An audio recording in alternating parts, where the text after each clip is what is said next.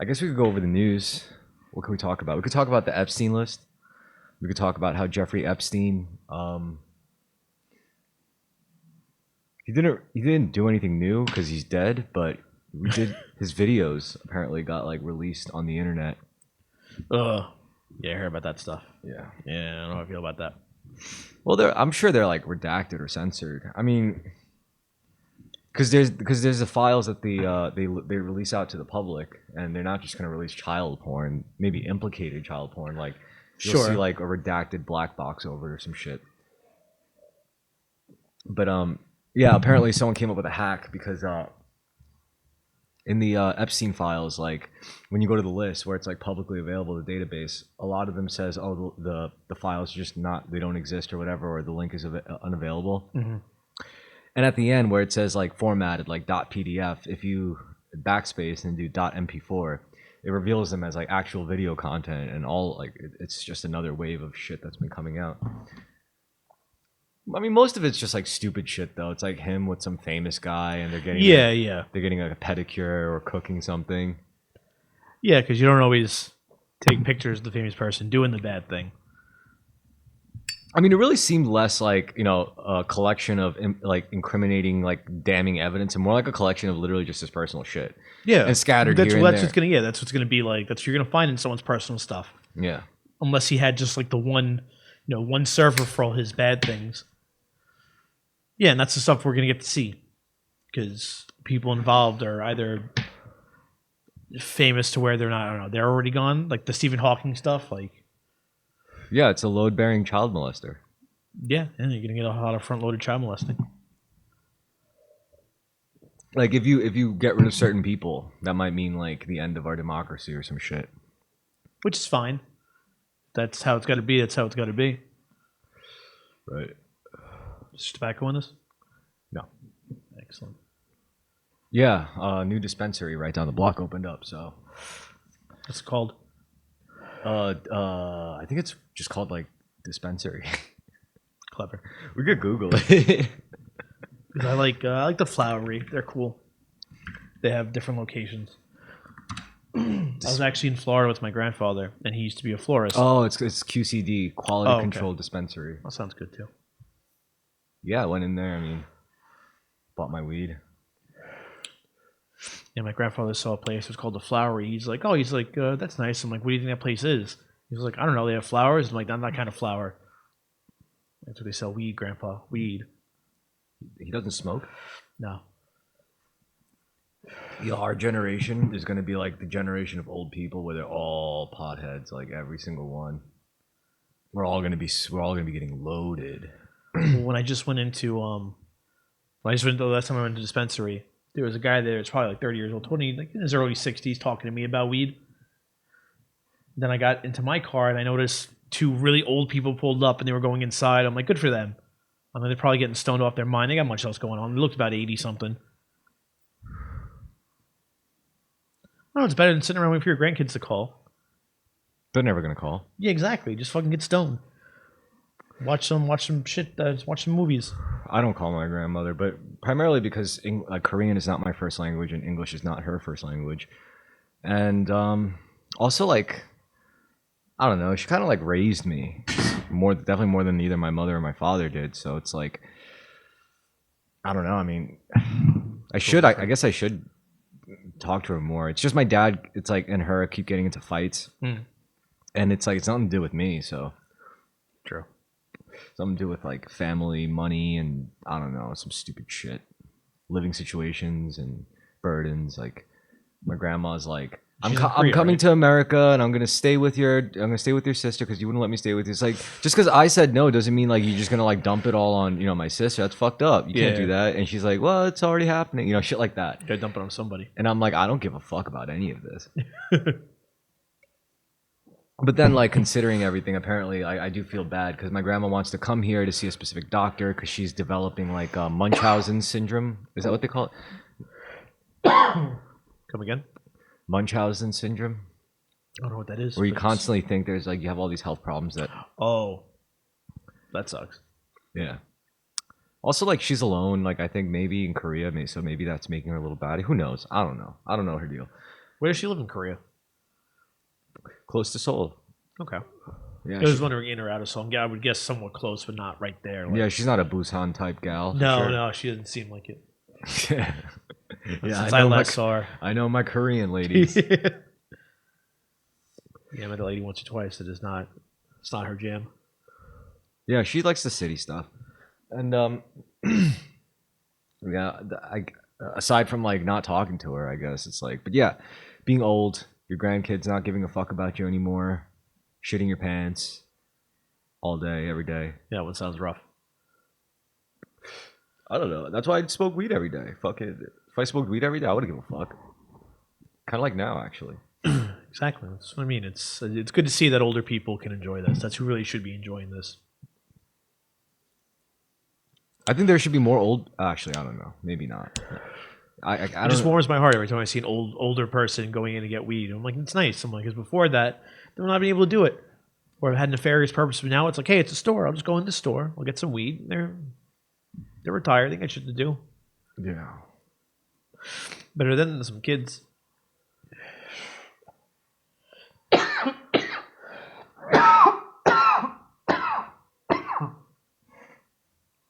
I mean, because by the time you're old, if you do have grandkids and whatever, great. It's just, I guess it's more so if you're a parent. Like that's when, that's kind of like life really isn't fair for parents. Not because of like the idea of parenthood itself. It's just the way parenthood is set up in our current paradigm of society. Yeah. Like you get fucked. Oh yeah. And no one tells you, like your parents don't tell you, because them telling you that you'd be fucking yourself by having, because then that be them admitting that they fucked up. For sure. And that they're now stuck, and then they want you to be stuck in the same position so it could normalize it in their subconscious mind. Mm-hmm. It's like, this is normal, it's natural, it's supposed to be this way. And they'll use tactics to shame you into it, like, oh, where are my grandkids and all that shit. Yeah, But in reality, parents really are the most vulnerable people, in my opinion, in society, more than children. Mm-hmm. You know, as children, they're so empowered now. Because I remember when I was 14, I felt really empowered compared to when, you know, like my dad was 14. When I was 14, I got to do all sorts of shit that my dad couldn't do. I got to have a cell phone. It's true. We had cell phones. We got to coordinate our hooliganism and degeneracy. Yeah, right. You can just meet somewhere, like whoever was there happened to be there that day. That's who got into degeneracy, and Yeah. you know, well coordinated, well thought out shenanigans. Yeah. It's like, yo, you shoplift the beer from the Pathmark. We'll go clear out the spot and start the fire. You go get the weed from Tottenville, and then we'll meet at like 9 p.m. And that's really most of our day. Like usually, if we had a day off, like as kids, we would spend most of the early day like getting ready to get fucked up that night. Well, yeah, I just It's like that was the thing to do. Yeah. And we all had phones, so we would fucking text each other. It's like, yeah, you get the weed, blah blah blah. It's like, yo, I don't have $5 on me. Can I borrow $5? Can I get it on your blood? I'll give you some of my bottle. And it's like, all right, you know, it's just literally what we did all day. Good times. I mean, I guess I should have seen things changing. It was like when we turned like around 16, 17, 18, when we started getting our own hobbies.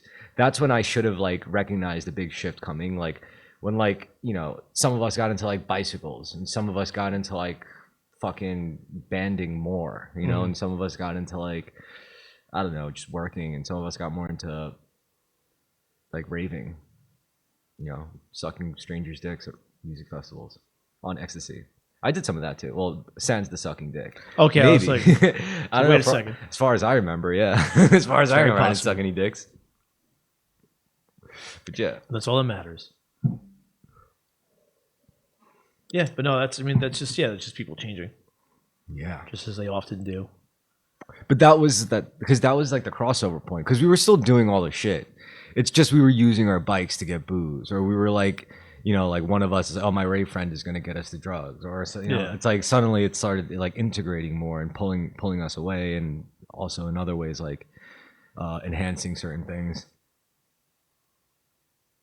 But yeah, hooliganism, when millennials were teenagers, we were up to some fuck shit compared to then Gen X did things differently. I think they were more violent. Were they more violent? Maybe. I don't know. I feel like before it was more violent. When Gen Xers were teenagers? Yeah, because that was the last, I mean, like the least monitored compared to us and Gen Z. Yeah, but they also didn't have access to like as cool things. Like they weren't able to get like. Well, yeah, but I'm just saying like they had more freedom in the sense that like they had less eyes on them. So I feel like they got away with more things. It was easier to. I don't know. There was also less of them. That's true. There was less of them. There's more of us. You know, we're at the peak, right? We're the biggest group. Pretty great. I don't know. Maybe next generation, the Zoomers, maybe they have it in them to make just a little bit more people than like, you know, Gen Xers. It's not going that way. We've made less people. Yeah, so for millennials, we've made less. Good. Well, yeah, but that's so unless it just seems like it's coming. I mean, I'm not gonna lie. Sometimes I'll get disgusted when I see someone like with like 7 kids. I'm like, you don't. Who needs 7 kids? Nobody needs 7 kids. It's not necessary. It's not necessary. Yeah, it's just not necessary. Unless you're fucking Genghis Khan or something. If you can support them, yes, it's fine. I won't complain about it. But yeah, if you got 7 kids and you're struggling, it's just like, well, you didn't need 7 children. You don't even need 1 children. No. You don't need 1 kid. People like, you know, a lot of people are under the assumption like they need to have a kid. I'm like, dude, you really don't need to. It's a blessing, actually. Like, if you have one, you should consider yourself lucky you got to have one. This idea that like everyone has just a right to reproduce, I think that's a little toxic. There should at least be a limit, because like when you think about it, like the more kids you have, the more you increase your chances of creating terrible human beings. It's guaranteed. Yeah, if you have 7 kids, at least 1 or 2 of them are really gonna suck. Even great people, I think, do terrible things too. Like, you don't. It's really hard. Absolutely. It's really hard to like ascend to certain heights unless you haven't been to certain depths. Sure. As above, so below. Easy peasy. As within, so without. How much do you know about Gnosticism? Not that much, honestly. Okay, fair enough.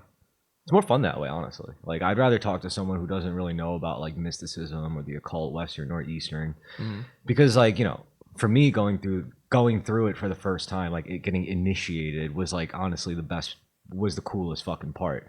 I mean, everything else after that is really cool too. It's just since then it's always just been like enhanced everything, you know, like it's like imagine like where before that moment like you didn't realize it, but everything was in gray and like black and white, and then after you get initiated you suddenly start seeing in color. You're like, whoa. And it might not even necessarily, I'm not saying it's like a great thing either. Like, you ever see that movie Pleasantville? Yeah. Satanic movie, by the way. It's a bad movie. I mean, no, it was a great movie, like in terms of cinematography, writing, and acting. It's just the themes are like really dark. Oh yeah, sure. I haven't seen the movie in a long time, actually.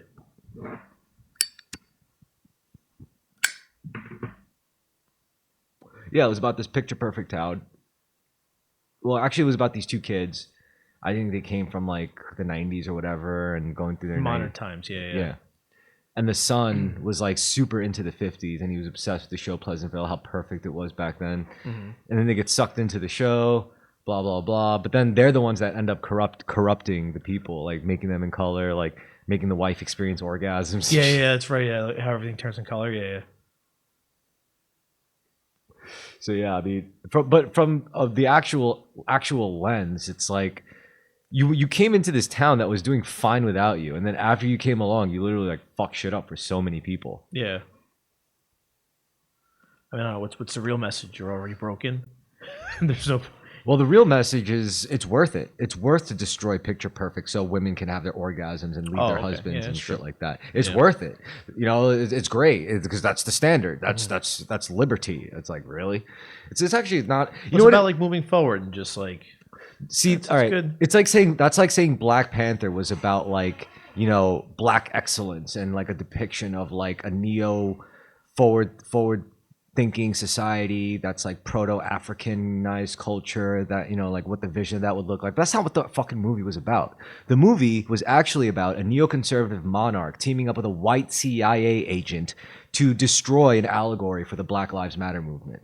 That was the fucking movie. And like they'll sell it to you one way, but if you really look at the story beat for beat, it's like, no, it was actually this. If you really look at it. It's like, what would they think? It's like, yeah, we want to take your fucking weapons from Wakanda so we could like stop black people from getting oppressed. And King T'Challa's, no way, Jose, nuh-uh. And me and this white CIA chap have a thing or two to say about it. Like, Killmonger did nothing wrong, bro. Well, no, but that was 2, wasn't it? Or Killmonger is 1. I guess the first one. It was, but that wasn't Black Panther's first appearance. Right, right. All right, I got you. But yeah, his actual movie, that's what it was Yeah, no, about. I agree though with Killmonger. He didn't do anything wrong at all. But it's like you could view it as like a nefarious. I mean, did they do this on purpose? Like to me, it was like a really good hat trick. Like if I made this movie intentionally like this, I would be like, see, I'm a genius for this because this is the kind of movie where you'll love it if you're like a dumb fucking liberal. And you'll also love it if you're like a really smart racist conservative.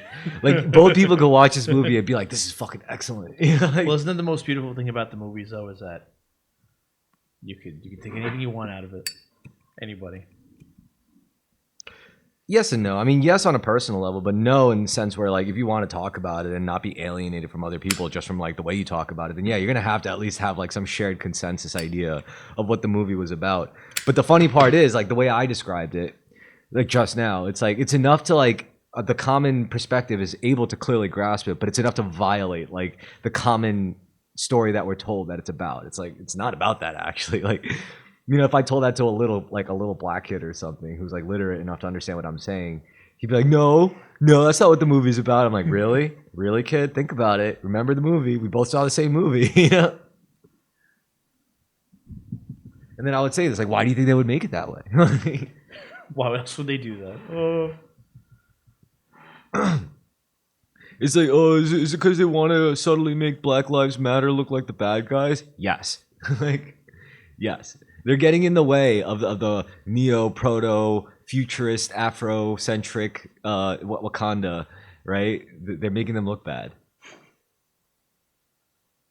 Wakanda was basically saying like not all black people are like that. Okay, we're different. Crazy. And people just ate that shit up. They just ate it up. Also, for, like with all the fight scenes with Killmonger, suddenly they started playing like trap beats and shit. Like,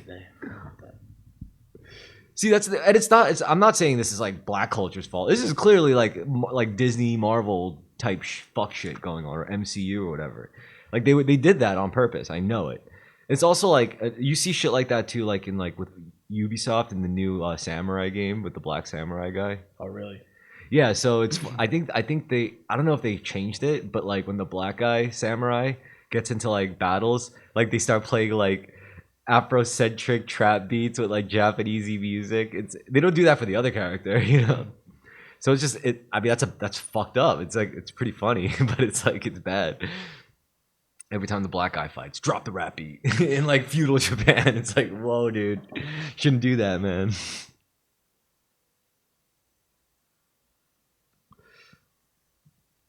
I mean, some people would say, "Oh, at worst, that's tone deaf." No, I think that's pretty damn manipulative, and it's kind of like egregious to like go that far to try to like reach for that kind of uh inference. I should say.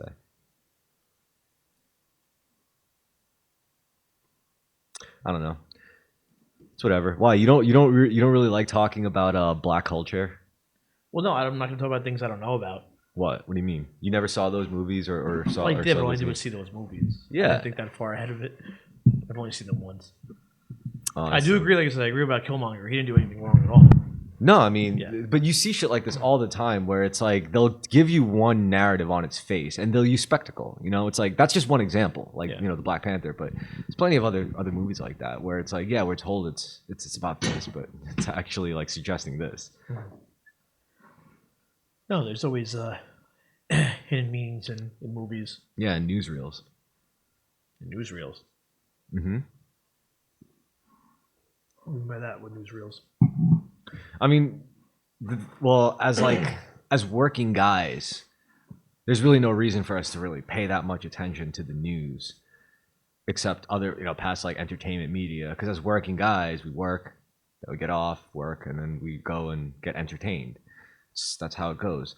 But then what happens as a working guy when work starts to feel less like work, right? You're Or not like clocking. entertainment.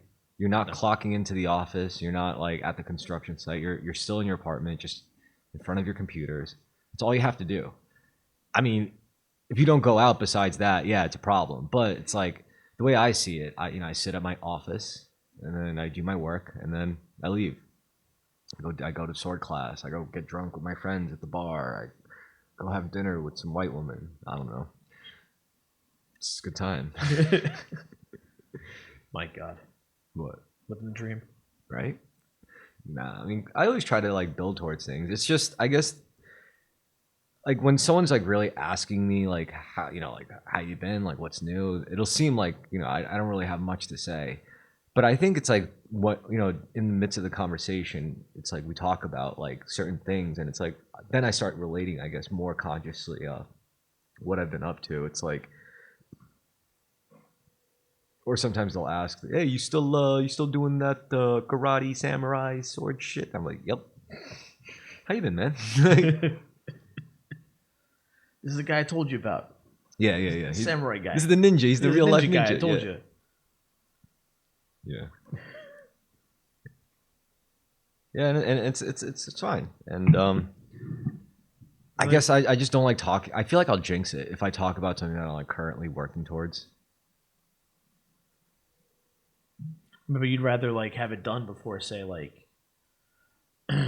before say you're working on it than not finish and have someone ask later. Well, also it's like after surpassing certain plateaus, like it's kind of tragic because by the time I get somewhere where I'd be comfortable enough to just like openly talk about it, I just don't feel like it anymore. I'm just like I'll still do it, but it's not like it's no longer as significant as something that I have to actually try doing. It's just something I just do. Mm-hmm.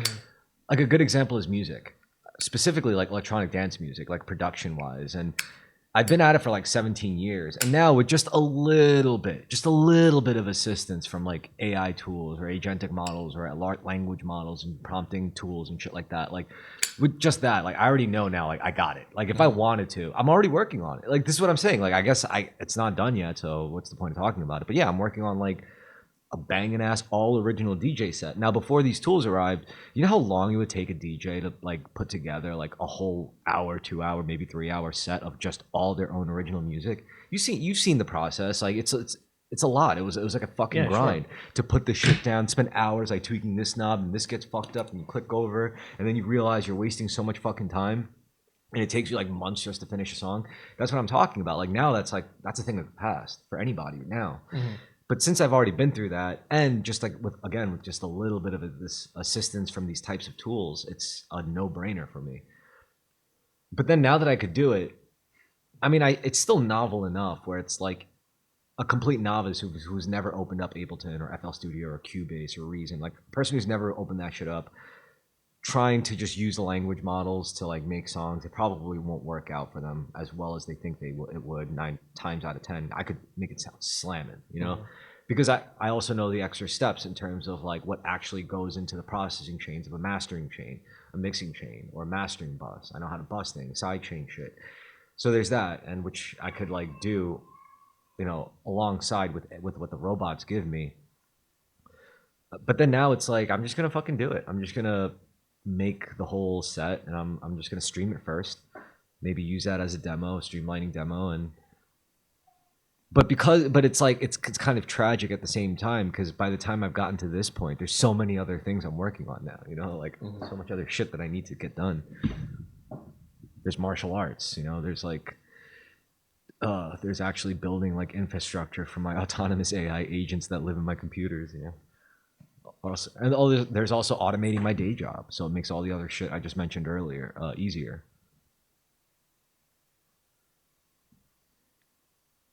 So yeah, that music was just one example. You should get. Do you? I'm sure you. Do you still play like D&D and stuff? Not recently, but I do. Yeah.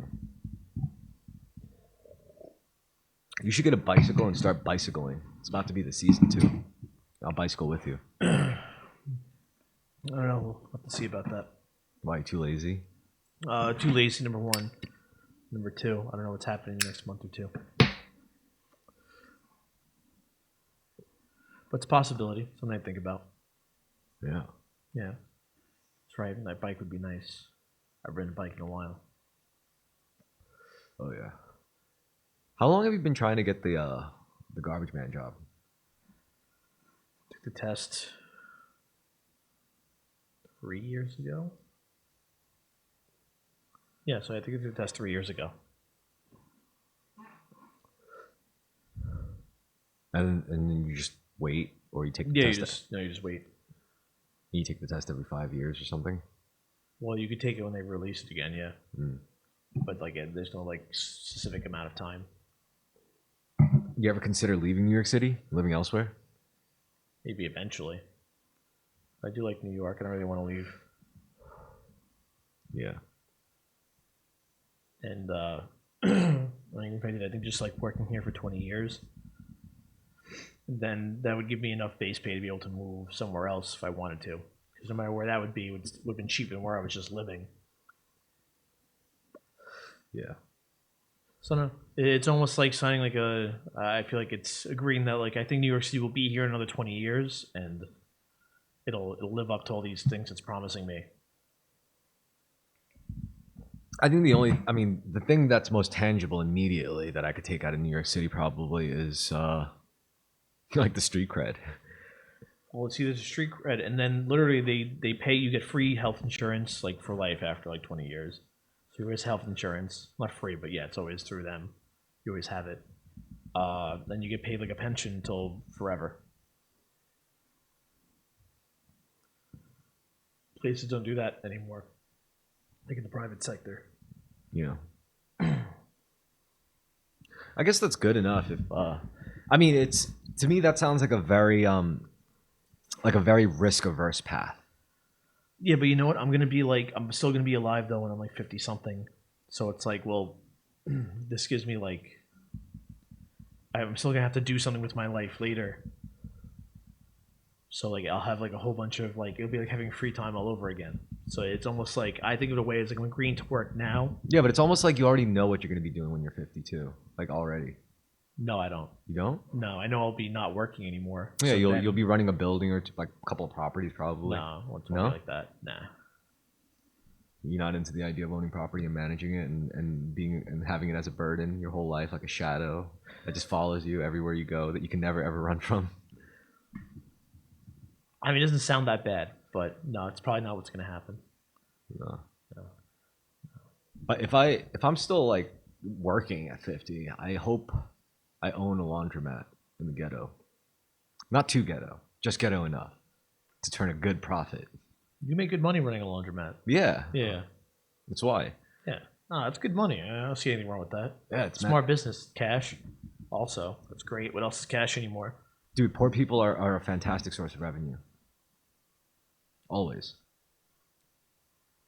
It's expensive being poor. That's why it's so hard to get up. Yeah. Not really. It really is. It's fucking expensive being poor, dude. Yeah. People don't get that. People want to be poor on purpose. It's like nobody wants to be poor on purpose. Like, if you have the money to buy all your shit, chances are you're going to get nicer shit with warranties that's going to last you a lot longer. It's going to be self-sustaining probably, more so than having to go to the fucking bodega for every little ingredient, paying like markup after markup pretty much. And it's like, it's ridiculous. Yeah. And also, it's like it's not like you have the money to drop like at any given time $300 for the month on groceries, so that you just don't have to worry about it for the month and shit that'll last and that'll be better for you. But no, you can't do that because so then you get fucked. Like, And also, you don't live in like you don't have a lot of space. You probably live in an apartment. yeah. You have a small fridge. And Yeah. you can only buy what you can carry. So That's more trips. That's more fuel costs. More fuel burning. More energy. But if you're not burning fuel and you just want to walk it, then like no, I'm saying like it's even one or the walking, other. even Yeah, walking is that's still fuel. burning fuel. Yeah, Sure. everything, all of it. It's just like the net that the gross energy output or the expenditure. It's more than when you have money. Sure. It's crazy. It ain't easy, man. It ain't easy. I mean, that's the whole point of like making more and more money, so you can be more, so you can be lazy.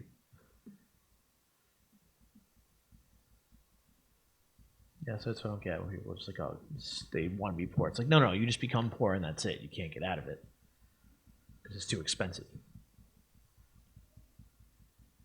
Yeah, I will lazy say people. this. We're the lazy people, like middle class. Like that's the lazy people. Well, When I you mean, think more about there's it. more fun. This is why I said energy. Like that's more fundamental than money. Like you could have all the money in the world, but if you don't have the energy to fucking do anything with it, then what's the point? Right. It's pointless.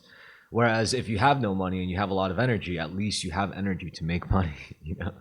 Energy is more important. Is more fundamental. It's true. But we're not taught that because we don't know how to teach that. In China, they teach that to their kids, even in like Asia and other countries, they teach them all about like. Well, because they have like someone raises the kids, someone goes to work, someone does this. Like like a more rigid structure, family structure, right?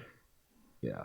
Also, I don't know. I guess they just look at things like at a more slightly higher dimension than what the West, I guess. But I don't know. The West is better at other things too, like legacy control, power, very powerful blood lineages. I don't know, man. I just know that fucking being poor, it's very expensive. Oh yeah, no, it ain't fun. I mean, there's ways to cheat the system. Like, you got your own ways to cheat if you're poor. Like, when you're poor and you become, like, say, like a drug dealer and you're willing to, like, shoot people, a few people, or try to rob you, Like, you can make a lot of fucking money. Well, sure, but that's a little different. Then you're not really poor. I mean, you started poor, but it's a different. That's like on the paper poor. Like, you're hood rich. Yeah, that's a little different. Yeah. Yeah, but being hood rich isn't that fun either, though. Well, no, because you're playing life on the hardest level with the most money. That's pretty much. If you think about it, you really are. It puts a big old target on your back. Yeah, because you're gonna pay off everybody. Everyone knows you got the most money. Everyone's fucking with you. Everyone's watching you. Everyone's hungry. So the only way to Yeah. be in that position is to be the biggest like psychopath.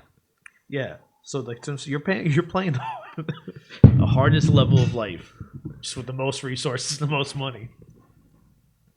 It's like, yo, why don't you just like move to like a suburb in New Jersey? It's like, don't work that way, brother. It just doesn't. I can't. can't. You think I haven't thought about that? What am Sure. Let me just claim that I made $500 million in taxes and go and buy a house. With like prior convictions? Yeah, it's like, come on, bro, are you crazy? Face tattoos. You know how many people I've killed? Get out of here. I'm stuck here, man. Why don't you pull yourself by your bootstraps and just move up and get a house? I can't. I killed too many people. Yeah, it's like, I can't do it. You think any homeowners association in the world is going to accept my ad? Why can't I be on the board? This is why.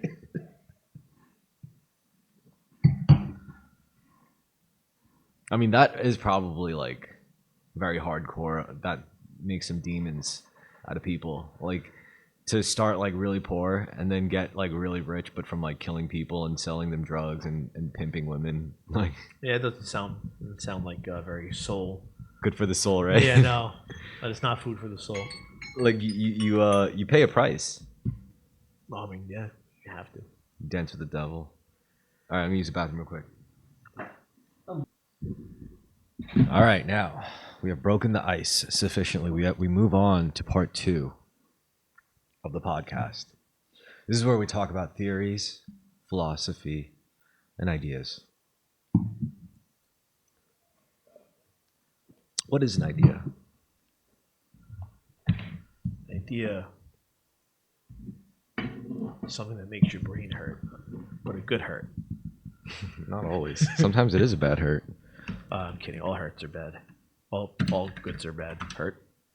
The definition of an idea is a thought or suggestion as to a possible course of action, the aim or purpose. I want a second source. I don't trust this source of yours. Individuals with Disabilities Education Act. No, Good there's one. an idea. A formulated thought or opinion. Has some strange ideas. There you go. It's Formulated thought or opinion. some head ouchies. So an idea. Now,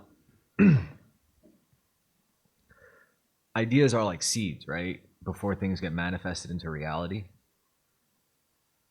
Like, before any painting is ever made, it started as an idea. Before a car is ever engineered, it started as an idea. Sure. That is, yes. Before a song is ever written, it starts as an idea. Now, like, there's what I believe to be a possible misconception in general about the source of ideas. At the very least, like, where we assume it comes from. I'm not saying we do, but it would be very easy to assume that ideas come from within us. Like my ideas are my ideas. Like that's my idea. And then it turned into this that we all get to enjoy. But what if that's not true?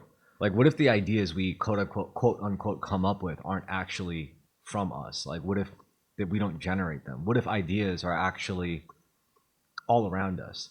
They're just like floating around us, and we have to be in a proper state to receive certain ideas, and we can choose to act on it or not. The ideas choose us, basically. It's like, there's a certain idea that could only implant itself in the heads of certain people who are in a specific state, a mental state, a physical state, and an emotional state.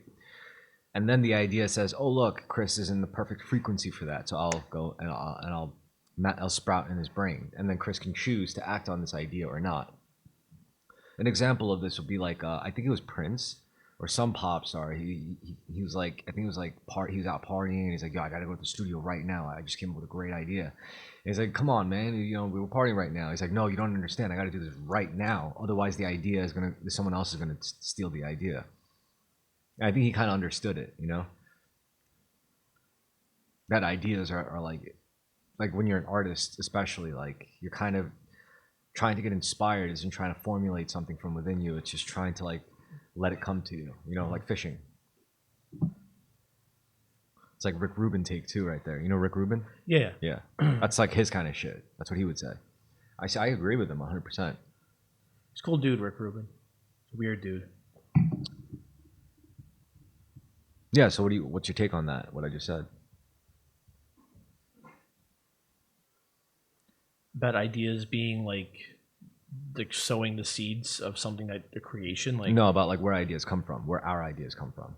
Not from within us, but they're like from somewhere else. From outside stimuli, I guess. So from like just interacting with our environments, and a combination of interacting with our environments and what we've already interacted with.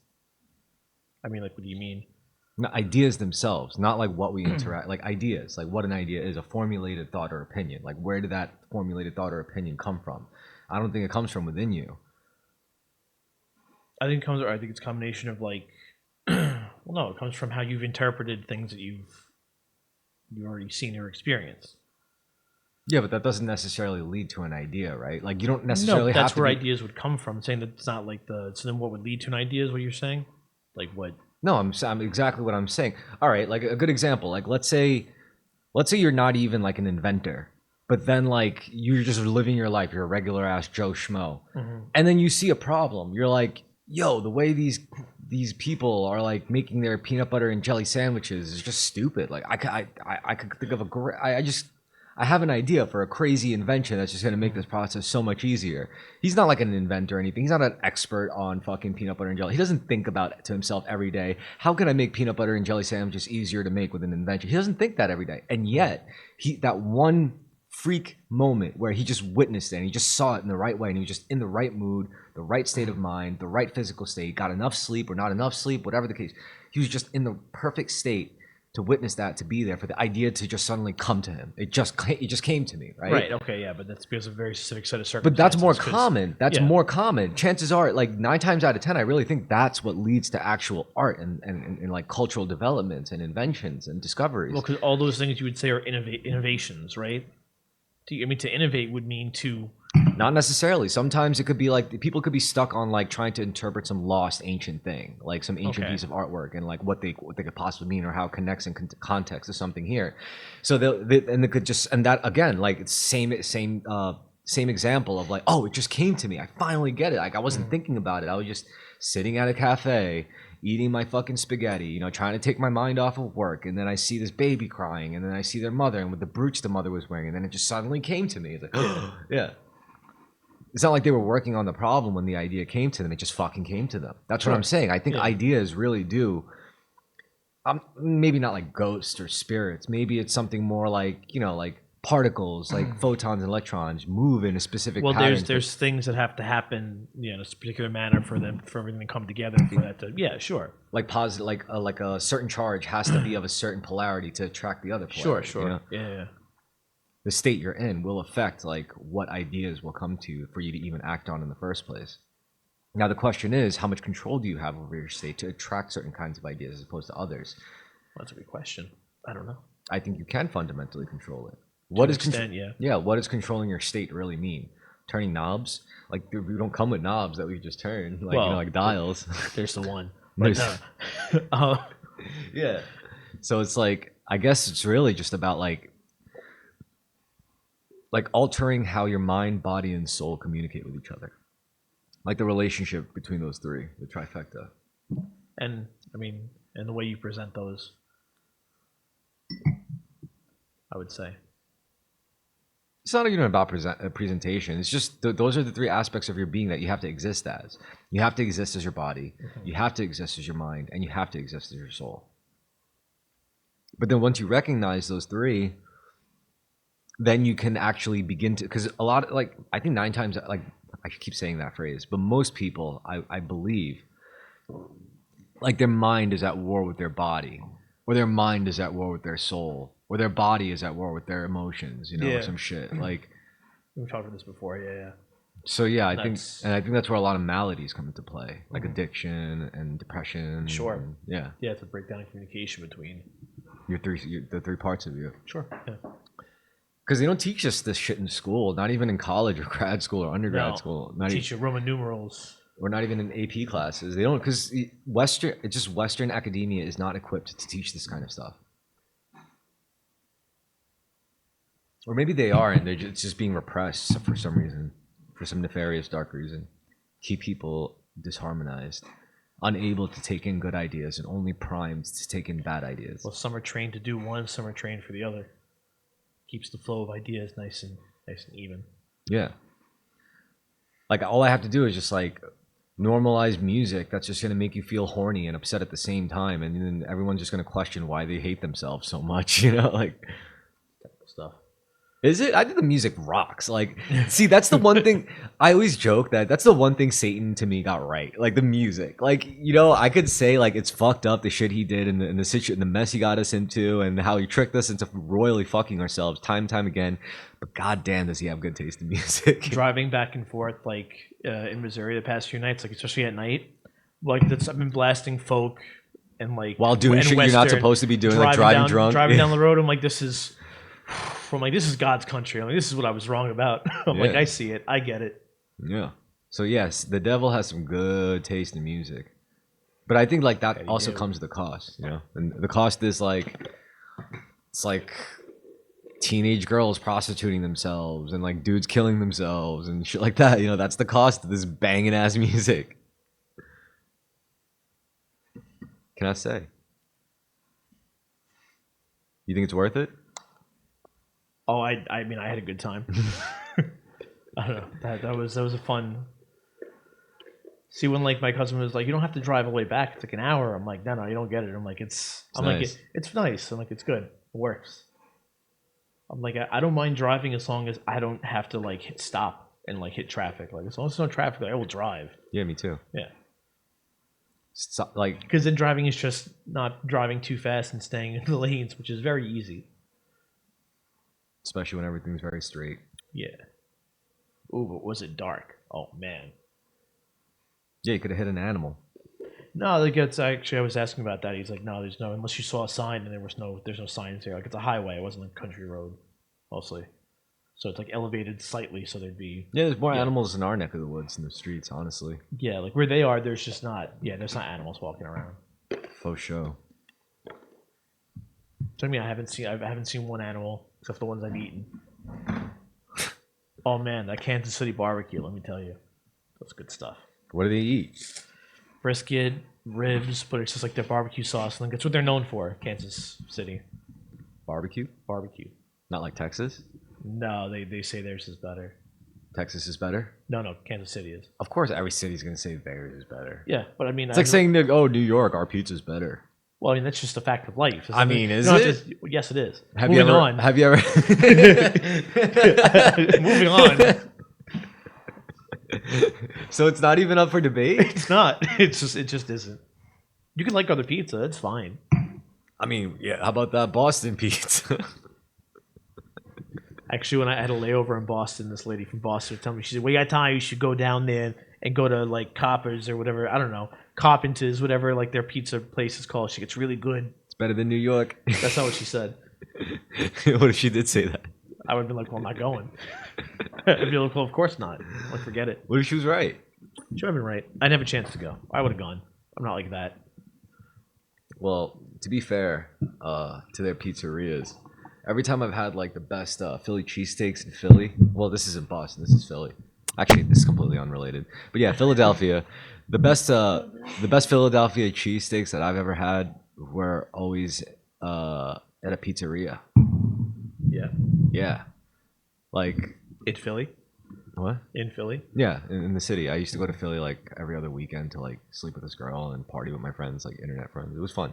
But every time I went there, they would be like, "Yo, get ready to have the best Philly cheesesteak you ever had." I'm like, "Oh, are we going to this iconic Philly cheesesteak place?" It's like, "No, we're going to Gino's Pizzeria or some shit like that." And Yeah.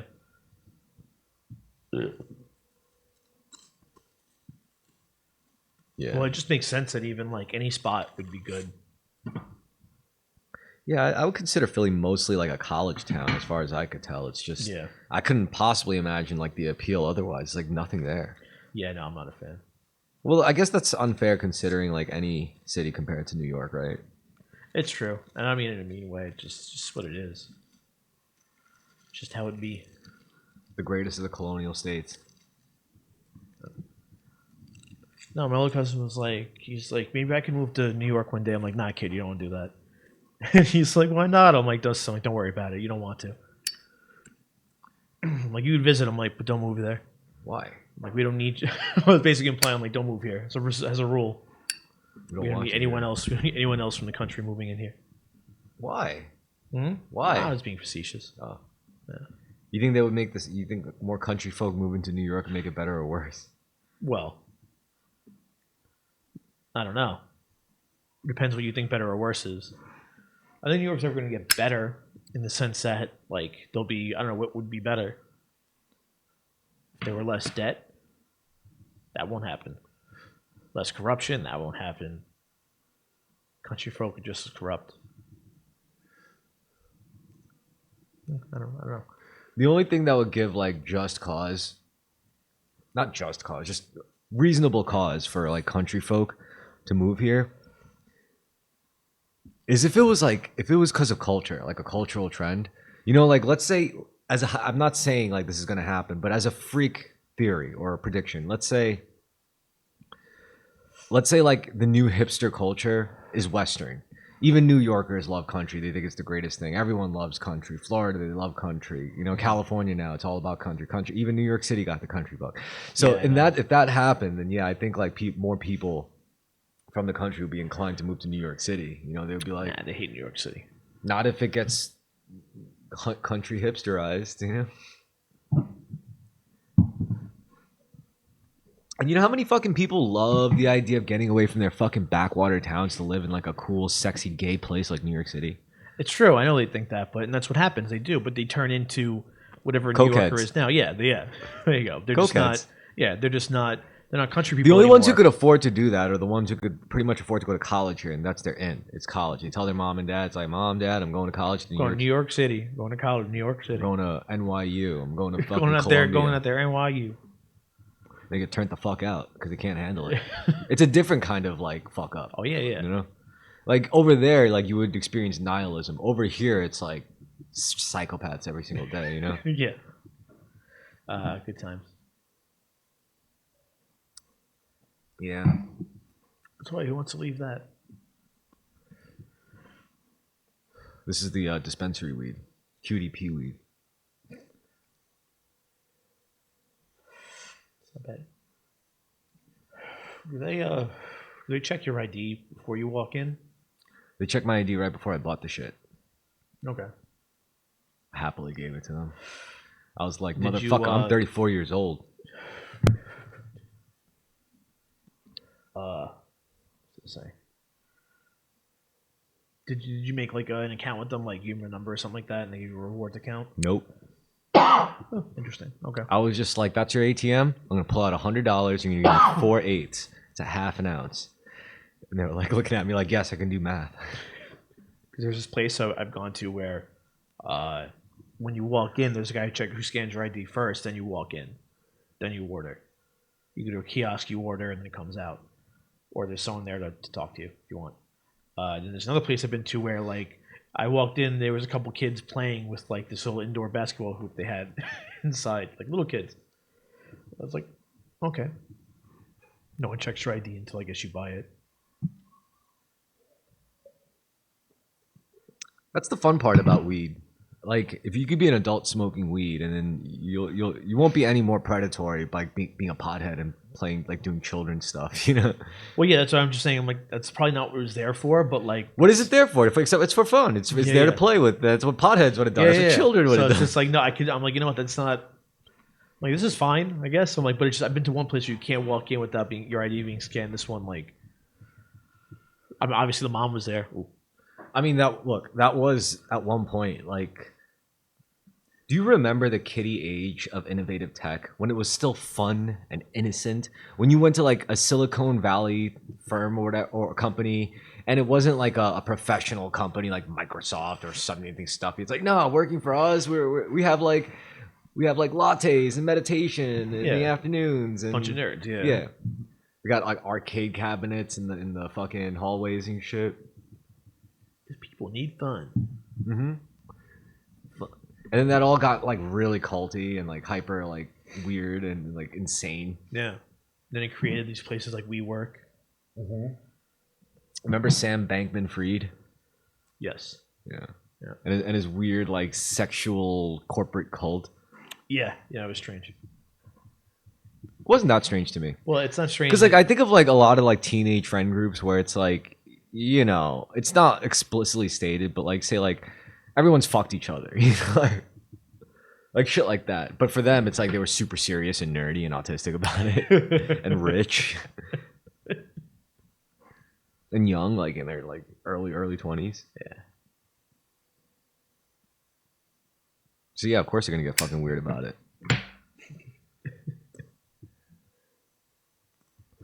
They're still in their fucking D&D age while they're like trading alpha on Wall Street. I do that. No. Play D&D, not alpha. Not trading. Yeah. I'm Trading futures. That's right. Trading forex. Eh? Forex. I don't know what that is. Not trading. No. Foreign exchange. Oh, no. You know what foreign exchange is? No. It's this market where you buy a certain amount of another nation's currency at at a certain dollar point, and then when it changes, you supposedly sell it to make a profit, but it never ever quite goes as planned. Can't imagine it does. I mean, a lot of people do win. It's just at some point, you know, like something catastrophic happens. Yeah. Like somebody who's overvalued this small currency sells, and they're like, wait. You know what that is? What is that? Solving for X. Like, let's say you were to map out like something like a foreign exchange market or a stock market or a crypto market or any market, right? This is the idea. You look at a chart, right?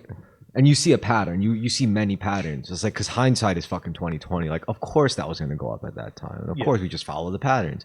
And then you learn the patterns based off of like the past, and then you start making a lot more money. But then X happens. X is the unknown. Any form, if you look at like any formula, if you see like the X there, that means it's like an unknown value. So, you know, instead of a hard number or a formula, they just put X. So when you're trading, all of your like solid trading algorithms, your time proven methods over decades and decades of like refining, you have your sick algorithm, your perfect formula to like be able to predict shit, and it does a really good job, right? That's how you get like mathematicians making mad money in these markets, because they know how to play it based off of predictions and odds.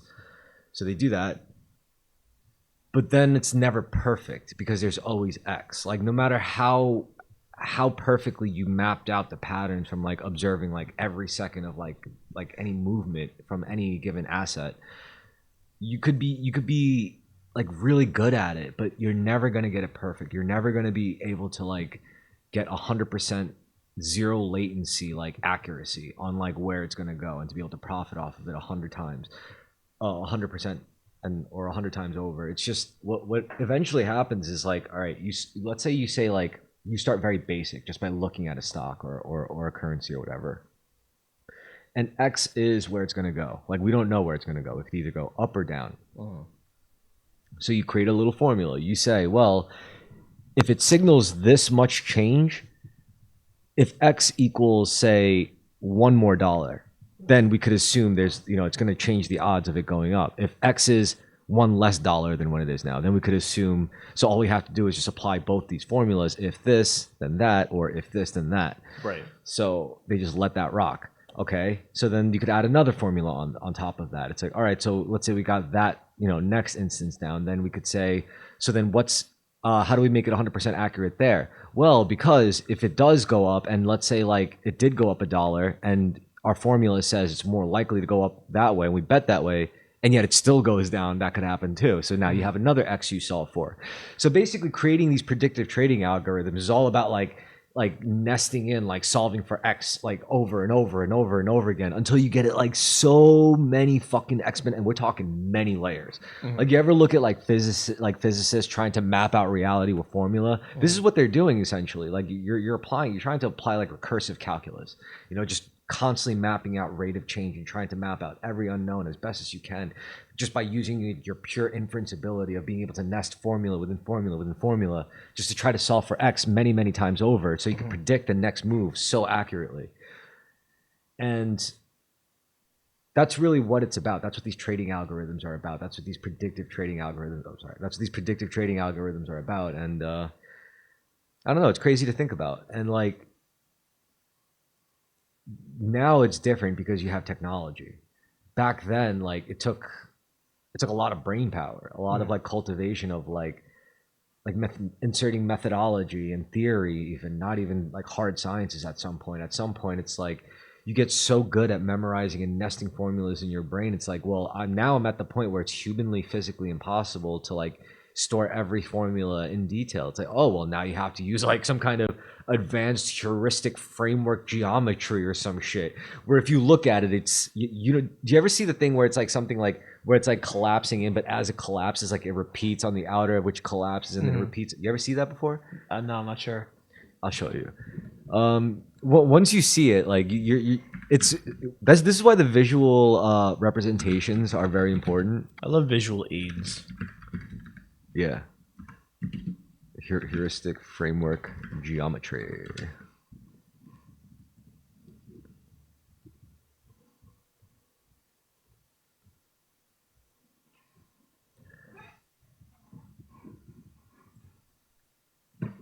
Sorry, trying to find it. It should look like a kind of like heuristic geometry. Yeah.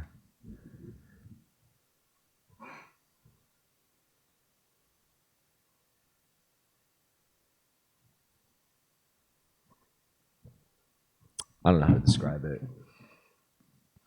I think I'm using the wrong terminology for it. But anyway, yeah. Can you hand me that clipboard? I know I fucking wrote it down. Cause like I knew it was a math thing, so I fed it to my AI bot, and I was like, "Yo, I need you to start deleting things in this pattern so that your fucking brain." Oh, it's fractal heuristic geometry. That's what it was. Oh, of course. Okay, so yeah, here we go. So it's like, this is the kind of picture where it's like you could zoom in infinitely and it still creates like the repeating thing. It basically like collapses in on itself. That's cool. I think we could find like a video representation of it. Fractal heuristic geometry. Something like this. Oh man. Oh. Yeah. Oh, and this is like also like a visual representation of a formula. So you could pretty much have it recurring in this kind of infinitely complex loop. And it's not really infinitely complex. It's actually just like it's kind of a trick. But like, if anything, you could say this is how human consciousness works. This is what our brains can do that machines really can't do. Oh shit. So it's like you ever wonder how do we store more and more memories, more and more data? It's like more and more vivid images in our brains and our hard drives. When like you look at a computer, and it's like they have a finite amount of space, hard drive space, right? It can't even hold X amount of movies. Meanwhile, we could seemingly hold like hundreds of movies in memory. So it's like, like how is that possible? Like how is that harder hardware is somehow dwarfed by our wetware? And it's because of the recursive programming. It's what you saw. It's like if we look at like hard memory storage, it would just be stacks, layers and layers and layers of raw data, of just like compressed data. For us, we don't do that. Like what we apparently have some thing that takes our data in our stored in our brains, and instead of like stacking it statically, it rotates in on itself. It's like as one bit of our data disappears, another one that we thought we forgot suddenly comes into forefront, and as that like collapses in, suddenly the last one that was shrinking comes back. You know? Interesting. Yeah, I gotta remember that fractal heuristic geometry.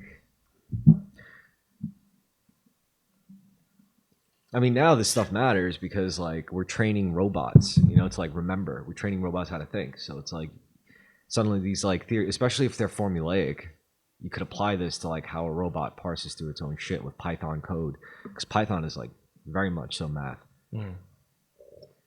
or mathematically oriented. It's language and math. Well, language is math. Everything is math. Yeah, Music is math. math is math. Yeah. Math is probably the hardest, purest science. Yeah, because it can explain everything. Supposedly.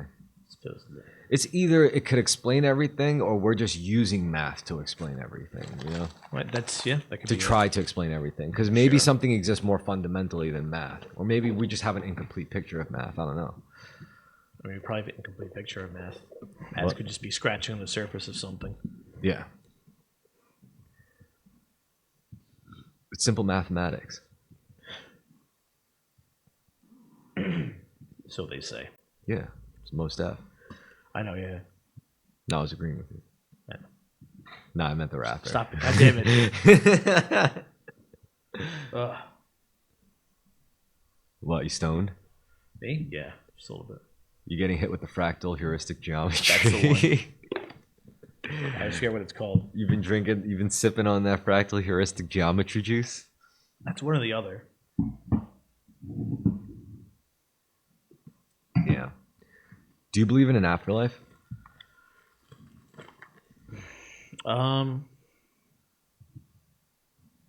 Yeah. I don't know. Maybe.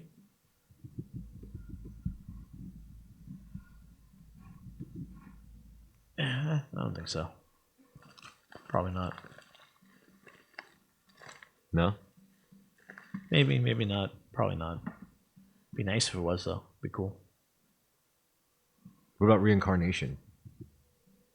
I don't think it's entirely impossible.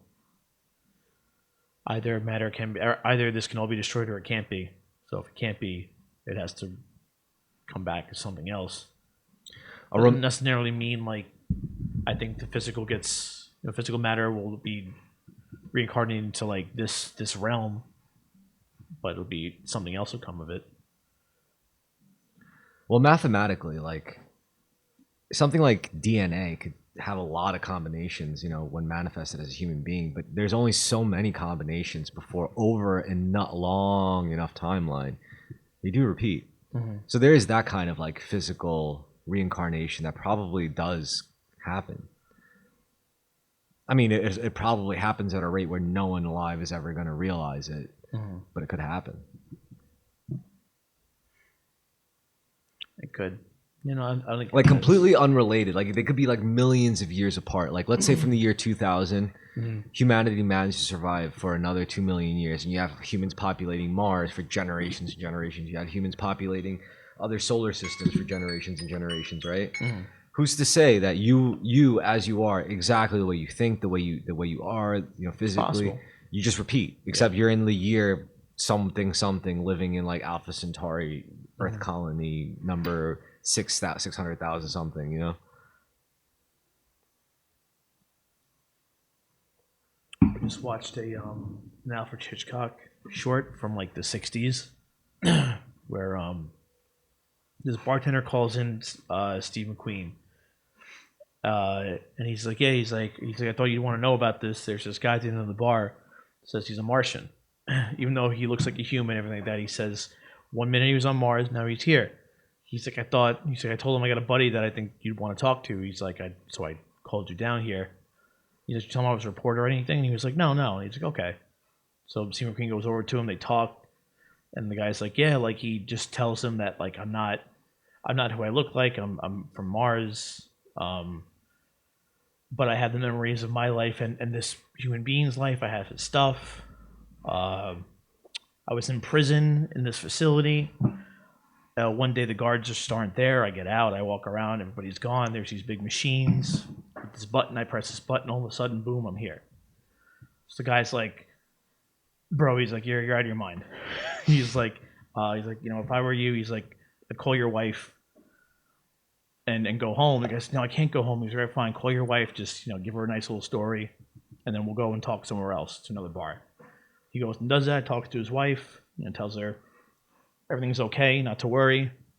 Even though it's not his real wife, it's the other guy's wife, like in the human body he's in. Mm-hmm. Then they leave, and he's like, we'll go to this other bar. So then Steve McQueen takes this guy down a dark alleyway, fades away, and now Steve McQueen's talking to this guy at the newspaper, and he's like, "Yep." He's like, "So I had to take care of him." And he's like, "Good." He's like, "So how did he figure out our plan?" And he's like, we left behind. He was one of those like crazies we had locked up like in this facility, and he escaped and took a spaceship and came to Earth. So it turned out the guys that Martians had been on Earth, like taking over the people's bodies already. Oh. But this guy wasn't part of like their plan for it, so they killed him so he wouldn't spoil it because he was going around telling people about it. He was roguing out. Yeah, and they were like, we can't have that. You ever heard of the movie Begonia? Maybe. Emma Stone. No. Begonia. No, it's Begonia. She plays like the CEO lady of like product. I think it was some beauty product. Maybe it was hair. She gets kidnapped by this crazy dude. Also played by Plemons. Is that his name? Jesse Plemons? Yeah, played by Jesse Plemons. And he's like, you're an alien. That's why I shaved your head so that you can't use your powers or whatever. And Sure. you've been in control, and like you've been secretly controlling our society from the back shadows. And Emma Stone's character is like, yo, this guy's fucking crazy. And then it eventually leads up to him. It's like he straps like something to do with a bomb, and he's like, yo, we're gonna go. She starts like lying to him. She's like saying like, oh, my teleportation device to my mothership is at the place, and we'll do something to save your, because at that point someone got hurt that he wanted to save, but he was still fucking crazy clearly. And then like at the end of it, something like happens where he ends up dead, and like a bomb explodes, and then she goes into the closet, and then she's actually like in the mothership, and she actually was like in Andromeda, and they were like subtly controlling. That's and then, cool. And then they were like, so what the fuck are you doing here? And she's like, yeah, the mission's failed. Like like we can't save humans. Like so we're just gonna pull our support, and like so they just pulled their protection or whatever, and then everyone on Earth just dies. Nice. That's how the movie ends. And then they were like, why didn't you contact us before? It's like, well, as you can see, my hair was shaved off, so I lost all my powers. I think in this, like the reason that guy wasn't like okay and he was locked up because he was a political prisoner. And that's like what they did. They locked up half of them, and then the other half were like, all right, there's just enough of us to teleport to Earth and take over these people's bodies. I just love it because like the Steve McQueen, like the guy interviewing him, he's like, you're crazy. He's like, it's mad. He's like, but maybe you're right. I don't know. He's like, I believe you. He's like, but you're crazy. He's like, but something about me just tells you're telling the truth. I don't think you're a liar. I just think you would help, man. And then pew, he shoots him. And then they go on with their plot to take over humanity. Nobody knows. They kill his wife. It's terrible. Making movies must have been such a more magical process back then. You ever watch movies about old movies like what do you call it? Like Chaplin? You ever see Chaplin? It's not a great movie, Wasn't the Aviator like that? Yeah, but the Aviator is more about like anxiety and The anxiety of making movies. no, like what's his name's anxiety? The man that he's playing. Shit, it's a real person. The whatever the actual The Tony Stark guy, Howard Stark guy. in the Aviator, Yeah. the guy Leo's playing. Yeah, he's Yeah. basically like Howard Stark. Yeah, but he's playing. Rob. What's the guy's name? It's a real person. Whatever, but that real guy, he built planes, sold them to the military. He made movies. He owned an airline, and he had crippling anxiety and depression and ADHD and OCD and stuff like that. It was like a recluse at times. So like that movie to me is just one big anxiety inducing. Cause he's like running through stuff like really quickly. I don't know. I feel like if you know, so he's like 10 steps ahead of everybody, and then every now and then he's not, and then I don't know. But yeah, that also would show scenes where he's What a wacky movie. kind of dude. It's almost like he wasn't actually the one in. It was just he was being like instructed to do these things to set a new paradigm for like certain specific things. Interestingly enough, I mean the movie was cool, The Aviator. It didn't suggest any of what I just said, but like I really like the scene where they were like, "Yo, this looks like shit. The planes look like." Oh yeah. It's because we need clouds. The clouds will show how fast they're moving, and he was right. Otherwise, it's just a bright blue backdrop, and they just look like dots in the air. And you need contrast background to show speed. In fact, all you have to do is manipulate the background you could even make speed illusory. That's why you could look like you're running really fast in front of a green screen. Just put a fan in front of you. Just jog in place. I think they do that in the movie Chaplin. There's like a scene where he's like, "Oh, we'll just do it on a conveyor belt, and it'll look like," and we'll just have it going like the background going in a loop, and it's like, "Oh my god, they did that for the next like 80 years." Yo, it's a great idea. Yeah, it's like, huh? Yeah, it's not really a good movie, but what's his name's really good. RDJ is really good as Chaplin. Robert Downey Jr. Yeah, he plays Chaplin. Yeah, he's a great actor. Him and Mel Gibson were like buddies at one point. Mel Gibson gave him right. He's the one who paid his insurance or something like that, or it's the other way around. One of them came back to movies. I think RDJ came back to do movies. The insurance companies would insure him, but I think Mel Gibson like covered it or something. Yeah. No, am I correct about that? In my opinion, if you ask me, I think they're both fucking alcoholics in Hollywood. Like actual identified alcoholics, like identifying as alcoholics, seeking treatment as alcoholics. I think they ran into each other. Yeah, I don't know if this is true. At Beverly Hills AA. Because they can't all go to just regular people. Yeah, I know. AA. Yeah. Like but they probably. I know, but then it's not AA anymore. It's just like. But it's still like what else? You can't. Yeah. What else can? It must be interesting as fuck, right? There probably is celebrity AA. Sure. Like, yeah. There has to be. I mean, of course, it's not anonymous like you said, but it's just celebrity A, like CA. Or AC. Right. Alcoholic celebrities. That's really just what it is. Yeah. AC. Yeah. AC. And I bet Robert Downey Jr. and Mel Gibson went to AC together. And you know what? I bet AC is awesome. Like I bet AC is a sick. Pretty great. It's probably pretty great. I bet you have all the celebrities coming in and out. That's I where bet they come in and that's where every weird celebrity relationship comes from. It just comes from AC. That's where it comes from. AC. I met her at AC. Yeah, but they don't say that. They just Because to them, whenever you're like, how could they know each other? First rule of AC: you don't talk about it. Unless your publicist says it's a good idea. But I think they don't want to give it up. If such a thing did exist, I think it would be sacred to them. They admit that they do go to rehab, but they don't tell them all of them. They don't all admit it because that's AC. I mean, even if you did go to rehab, you still have to go to AC. There's a famous rehab that's in Beverly Hills or LA or something like that people have heard of that you hear celebrities go to. I bet you people go there and pretend they have addictions and stay there as long as they can, just hoping to run into celebrities, but they don't Because they all in because AC, it's a not front. in AA. Yeah, it's a front. You're still looking at AA. Nah, you got to go to AC. There's some poor winos who live their lives at every rehab facility wanna go in to LA, AC. waiting, hoping to walk in and be like, "Listen, man, I gotta see it. I gotta see AC." You're not invited to AC. You're not a real C. Only a real C belongs in AC. You got the A, you got no C. I mean, there must be all sort of C's like AC, like SAC, HAC, ZAC, JAC. I think it's switched to the JCC. Like heroin addicted celebrities, sex addicted celebrities, Yeah. Talk about it with somebody.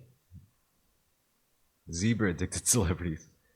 Man, if this doesn't exist, I could potentially make a lot of fucking money. This exists. Has to, right? Yeah. You know what it's called, actually, don't you? Actually, know what the real one's called? Scientology. Yeah, there you go. You said it, not me. Thank God. Scientology. Maybe that's how Scientology actually started. Like that's how the celebrities actually got together. They were in AC, SAC, and then they were like, "Yo, the guys over at AC, they got an idea," and they're like, "We're SAC. We don't care about substances." Yeah, but Listen, yeah, I got an idea. we're all celebrities, right? Together, we're all pretty much the Film Actors Guild. You know, FAG. And it's they're union members. I mean, something to consider too. They're all in a union. Can't. The good old FAG. It says blue collar as it gets. Yeah.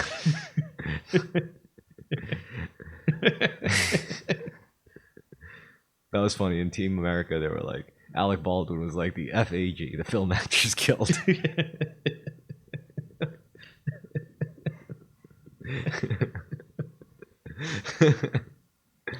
Man.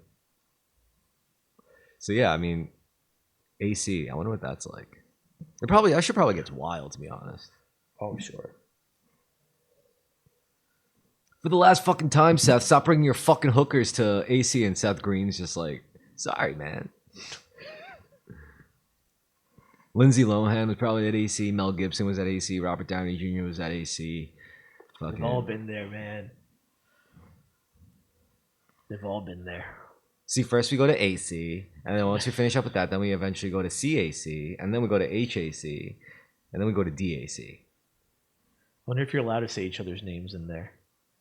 Probably not. It's like you're pretty much taking the.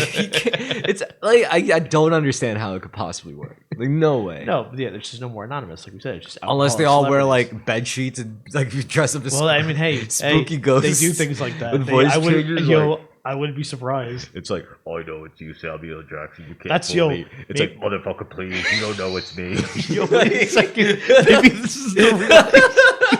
This is how it would work. Fuck you, Sam. Only you would say motherfucker like that with a voice changer. I know it's you, James Franco. Dude, you're not supposed to say that. Dude, you're not supposed to say that. It's the same voice going back. And you hear Seth Rogen like,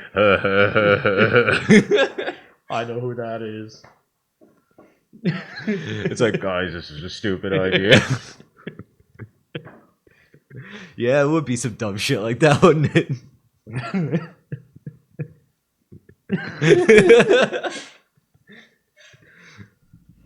The scariest ones would be the ones you can't tell. Like shit.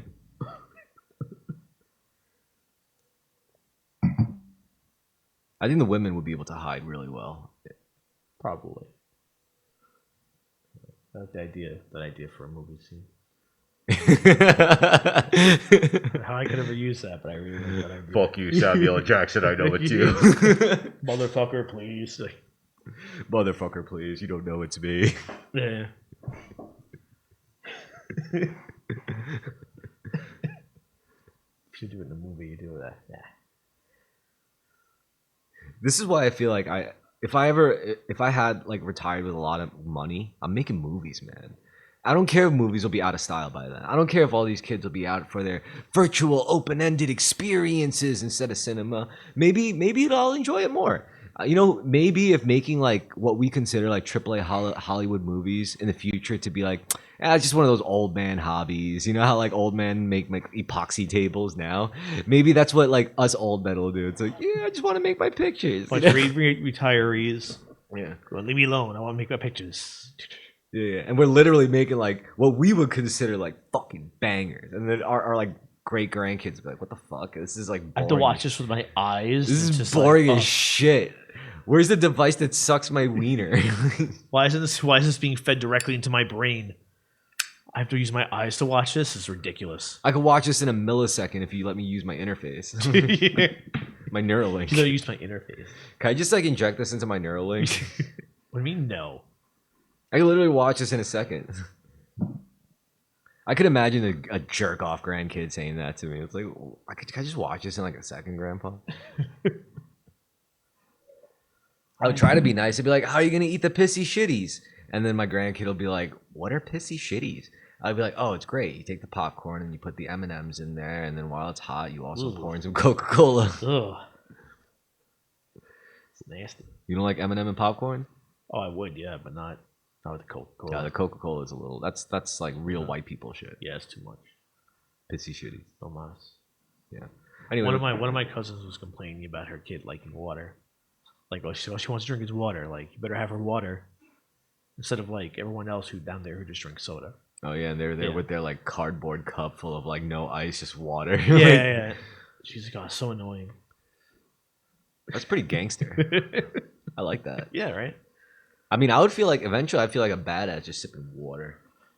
She probably does. It's like imagine being on a date. It's like, "Baby, can I sip your drink?" It's like, "Yeah, sure, babe." And she's like, "It's just water." It's like, "Yeah, that's all I drink. Water." Like, anyway, that concludes the second part. I'll be right back. I'm gonna get ice. All right, we are back for the third part. I just want to say I'm sorry, by the way, that I haven't gotten around to making that shared Google Doc drive because I feel like, you know, because when you're at your computer, you could always just have it open, and whenever something like catches your fancy, you could just drop it in the topic slot, and we'll have it. I'll make it. It's actually I could just have my robot make it for me. My robot will call your robot. The robots will interface. Yeah, that's the dream, right? Where we don't have to have like humans don't have to have sex. You know, we could just have our robots do it. Well, I'd rather I do that. Depending. Maybe. Oh yeah. Is it sex anymore though to us if we're sending off our robots off to do it? I mean, something gets satisfied. Yeah, but I mean, does it though? Well, the idea is, What if all the robots know about sex is that we keep trying to pass it off to somebody else? What if that's all they pick up from it? well, I mean, Because we're basically saying like we don't want that satisfaction. We're giving somebody else that satisfaction. no, it's not that you don't want the satisfaction. It's that once you get that covered, Mm-hmm. then you could finally do like the more important shit, like talk about the weather and stuff, and like the game. Seriously, like Right. You get that animal shit out of the way, so Yeah. that and you could just offload that to your robots. I got you. So that you guys could like, I don't know, like get around to building the perfect genome to have perfect kids and shit like that. And you can't do that just by thinking about sex, animal, eat margaritas and eat tacos and drink margaritas, like and watch like our 40-inch TV in the bedroom for 12 hours a day. It's like, Got a point there. yeah. So like, I don't know. I mean, the way I see it, I'm more curious as to how different the world's going to be by the time GTA 6 comes out because I mean, the world's changing really fast. Maybe like most people can't see it. Well, the I last see one it. came out 13 years ago. I mean, Yeah, it's so fucked up that like I'm 30 years old now and you have these kids like playing the same Grand Theft Auto as me, like 34. yeah, just saying. I would let it slide. No, that was a tweet I read. It's like, I'm 30 years old playing the same Grand Theft Auto as these kids. Like, it's true.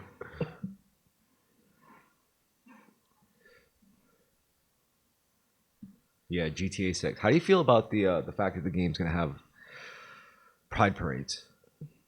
What? It is Yeah, for representation. representation in a video game. Grand Theft Auto. Preposterous. No, I'm saying for Grand Theft Auto. Oh, no, that's fine. because they're trying to make it realistic, and there's a lot of like pride parades around that time of year. So you're saying there'll be a lot of it's open to being Grand Theft Auto. I mean, that's what all the memes are talking about. You have like, people on one side saying "Yay, representation," whereas people on the other side is like "Yay." Finally, I don't have to pretend. There's gonna be a lot of content, I think. Yeah, there will be, but that's how we learn. Unless, of course, they do it in a really like weird way where it's like you can't. I hope there's a mission where there's a pride parade and you cannot, like, you have to fight. You want to so bad, Yeah, but you can't because you're on their side. Yeah, but you can't. That or like your enemy is a few things up and like you don't want to. You both don't want to. That'd be even better. Like you spot your enemy in there and like you don't want to like shoot anything up. So like you're trying to like catch each other. I'm already gonna look. Here's what I think is gonna play out. Here's how I think it's gonna play out. I think it's going the story mission. It's gonna be a campaign mission. One of the you know how like all the characters in Grand Theft Auto game traditionally there are all these wacky personalities that. Sure. Yeah. One of the personalities is going to be this clearly gay person. It might be Gay Tony. Like much older Gay Tony. It could be. Now in Miami, right? Could be. And then Miami's the mission is he's like, listen, we gotta make sure this pride event, we like, our normal muscle, our normal security backed out or whatever, and now we got no one. The cops don't give a fuck. Blah blah blah. So we need people to like protect the parade to use as cover for our drug deal or whatever. So your mission is going to be to end up protecting the parade. That's pretty good. I really think it's gonna be like that. That'd be sweet. I would like that. That'd be cool. Because like you think to yourself, oh, I'm gonna be able to like fucking like no, like you have to deal with the parade. Yeah, and it's gonna be so thematically appropriate where it's like I don't want it because I know what the stakes are. Yeah. I like that. I can't see it going any other way. Like I see Rockstar playing it smart. Like they're gonna be like they always have. Yeah. Except some of the shit was too on the nose. Like the KKK shit, I was like, all right, guys. I mean, then again, it was pretty natural. It was pretty on point. Like it was thematically Because and they made them hysterical. They made them like a bunch of bubbling idiots. Yeah. I love it's my favorite one. The one they like themselves on fire. It looks so so good. sick too. Like just like the scene where it's like you could do whatever you want. Like they give you Caitlin Blanche. I thought my French was bad. They give you Kate Blanche. You get that Kate Blanche. You get that Kate Blanche. That what? That Kate Blanche. You mean carte blanche? When I was at my cousin's house, they were flipping through channels, and then my cousin Vinny came on. I'm like, oh, thank God. I'm like, this remind me of home. I'm like, keep it on.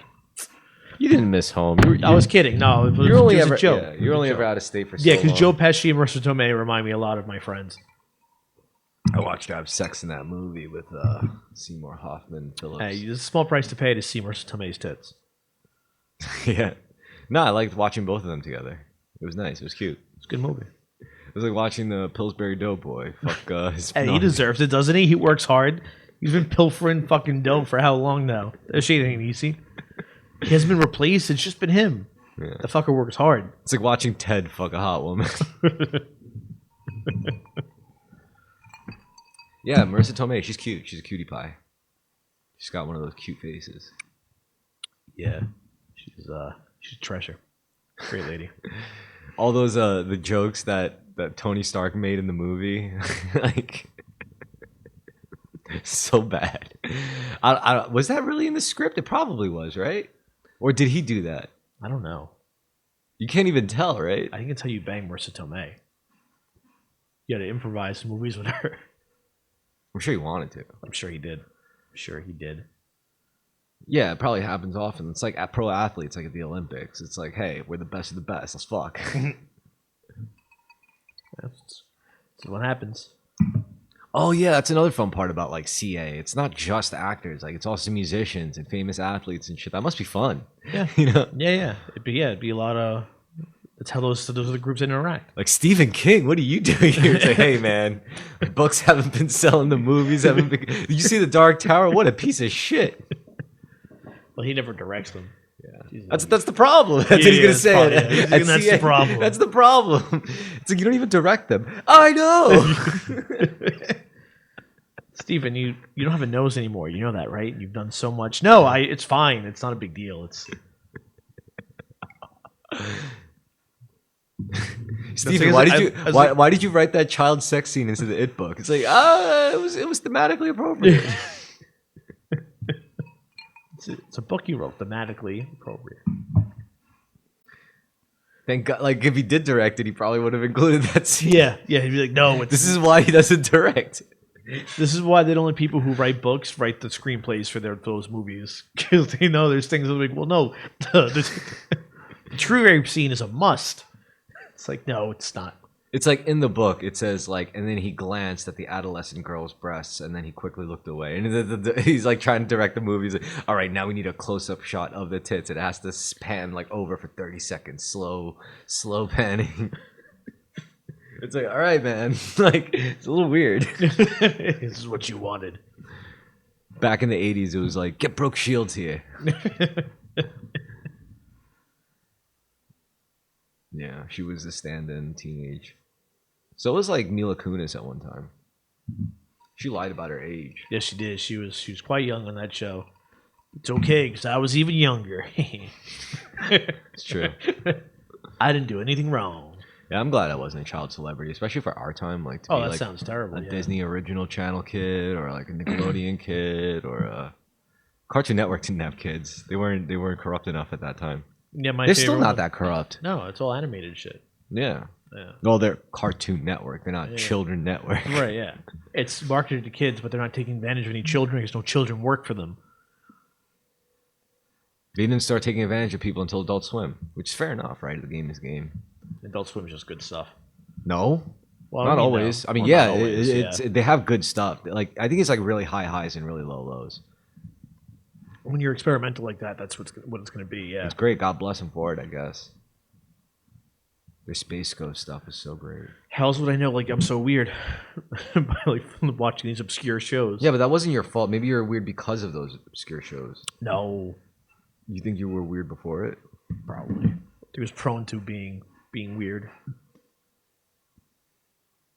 Why? I don't know. Just Because you stayed up late watching Cartoon Network. what led to that. No, it's because you look. The weird kid that you're talking about is the kid who had the privilege, I didn't like say it was a weird kid. I'm just saying a weird. tendencies. Yeah. Yeah, the kids with weird tendencies, like me and you, we had the privilege of growing up with cable. Channel 22, Cartoon Network. Yeah, Once Channel yeah, 52, Cartoon Network. When the remotes were a lot simpler, and then they got a little more rounder and feminine. They're nice and square. They were, Yeah, yeah, they were masculine. Grr. You remember those nice square buttons, like yellow, Yeah, it was- gray, and oh. the red power button? Nothing pretty about it. Perfect. Yeah. Did the job. And if it broke, And then we got these gay ones with hips and like that one- like an hourglass with too many buttons, way too complicated. and if that one broke, it cost them like $45 to Just replace. oh god, forget about it. It's like a divorce. Ugh. I remember when I was growing up at that era, though, like no one used that remote because my uncle had one of those like fancy universal remotes. Oh, with I had the- an uncle like that. Yeah. Yeah. Where Yeah. buttons I didn't know that didn't make any sense. Yeah, it was just a big square block with a touch screen, and then it beeped every time you hit the Yeah. button. I'm like, Jesus Christ. Tech used to be weird back then, like the PlayStation 2 era. I think PlayStation 2 was the peak of that era. Like that was the coolest thing to ever come out of like early 2000s like tech. I think so. Yeah.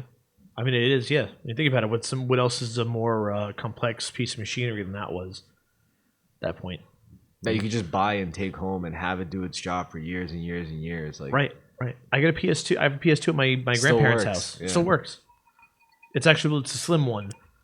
The fatback crapped on me long time ago. it's really cool though. But that one is shit. That one's 15 years old. You know what More. this means? It's like you know how like we were able to get like certain like children's books for a nickel, and then like our parents were able to do that and just like read it to us. We're gonna be able to get like PlayStation 1 games for like free, and like they're all just public archives. It's like, hey, you want to play Crash Bandicoot together? It's like, what's Crash Bandicoot? It's like, oh, you don't know Crash Bandicoot, man. I'm about to educate you. Son, back in the day, everything was flat, and you went either that way or that way. It's like Bomberman. Oh man. Yeah, no, my children would think we're very poor. If I ever have children, they'll believe that we're very poor, and all we have is Nintendo Switches that only play Super Nintendo games until I deem they're old enough. I'm gonna go the other opposite route. I'm gonna be like, listen, kid, you want me to read you stories? You want me to play games with you? How about this? I'm gonna teach you how to make your own stories. I'm gonna teach you how to make your own games. And then you can tell me stories and play Yeah. games. And you know what? I think that's what kids are gonna get more into. It's true. Instead of like, read me a story, it's like, Daddy, let me Why don't read you you my tell me story. something? Tell me a story. No, they're gonna be like, let me read you my story before I go to bed. You know, Mhm. and they're gonna be good fucking stories because they're gonna be made with like help. It's gonna be like, what, this is a story. Father Michael did what now? It's like, it's like, once upon a time, there was a daddy who worked very hard at a job that he didn't like. Every day, his boss would call him fat, stupid, unproductive, incompetent, and always late on the TPA reports. He's just like listening. Who's he talking to? The fuck? And he's like, and every day, mommy would ask him over and over if he settled that thing with the health insurance, and then he says yes, but he never gets it done. And you're just like, listen, your 6-year-old is reading you this shit. You're like, I'm busy. I should. and your wife is like horrified. Like she's like, what the fuck? Yeah, it's gonna be like every kid, even just with access to basic internet. Like, this is what they're gonna do. Like, it's like, did you write this? It's like, yeah, me and Mr. Gemini on Google website wrote this story together. They said to read it to you and mommy. My cousin's kid's like 4, and while I was at their house, he's one point I hear him go out like, "Mom, have you seen my cell phone?" And I'm like, "What?" Like, he's 4, and she's like, "It's a phone, but it doesn't do anything. Like, just turns on. It has games on it." It dials 911. Yeah, I'm like, no, actually, it has that turned off too. I guess it has nothing on it. They delete like the phone app. No, I'm pretty sure Yeah. all phones still have like ability to dial 911. Well, he doesn't dial 911. Good for now. Well, he like, also he can never keep track where his phone is. And I've heard him go. So they told me before I got there, they're like, "Oh, Julian's password for all his things are 1, 2, 3, 4," because those are the only numbers he knows. Good habits, good habit building. That Yeah, way but he'll it's the only numbers he really knows. But I was. What like, about 8888 or 2233? No. He does get that. Doesn't know. It doesn't get up to 8. But he, What about 3333? Even that's better. Like, for fuck's sake. No, but like, so I'm there. He gets his phone, and I hear him out loud go. He's like, "I can never remember my password." And I'm like, "Kid, I heard what your password was yesterday. I know what it is." It's good He's genetics. just like, "I don't know what my password is," and I'm like, I'm just listening. And he's like, I don't know." Is that your mom's side or your dad's side? My dad's side. Your uncle? My dad's brother's Kids? kids at this point now, yeah. Who's smarter? I already know your dad's smarter than his brother. Yeah, everyone is. But they're all cops too, right? No. Just Yeah. your granddad and your dad dead? Oh, excuse me.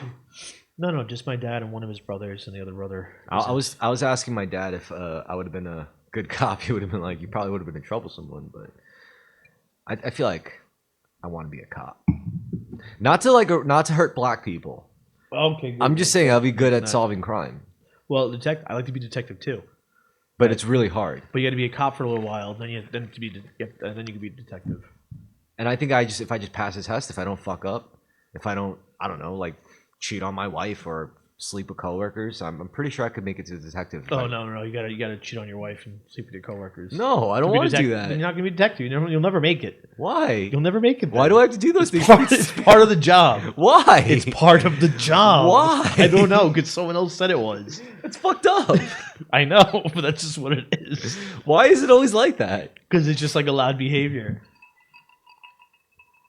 It's not even like they want to do it all the time. It looks like It doesn't seem like it either. It looks like you're just like, all right, I guess this is part of the job. Yeah. There's like a part in The Wire where like one character, he's like dating somebody new and he's happy. And he's with this boy and his boy's married, and they used to always go out to bars like after work and like try to like they had these scenarios and work out to try to get women. And McNulty's just like, nah, he's like, I want to go home. And he's like, what? He's like, motherfucker, come on. Like, because they're both trash. He's like, no, I'm going to go home. He's like, motherfucker, I need you. He's like, my wingman. He's like, how is like this thing going to work if you're not here? He's like, come on. And he's like, I'm married, man. Well, because he was just dating a woman he liked her, but the other, like, that was just always what they did. Didn't matter. So it's like, come on, man. So you won't cheat on your woman? Like, come on. That's crazy. Don't be like that, Yeah, bro. yeah. Well, at least help me. Yeah, you don't be like that. Yeah. And if you get a blowjob, come on, think of it like a Yeah, exactly. Yeah. reward for So what? Yeah, basically like that. Wow. I wouldn't put you in that compromising position if we were cop partners. I would be like, Chris, you got to go home to your girlfriend, I guess. I would try to shave you. I'd be like, all right, fine. It's the least said phrase in policing history.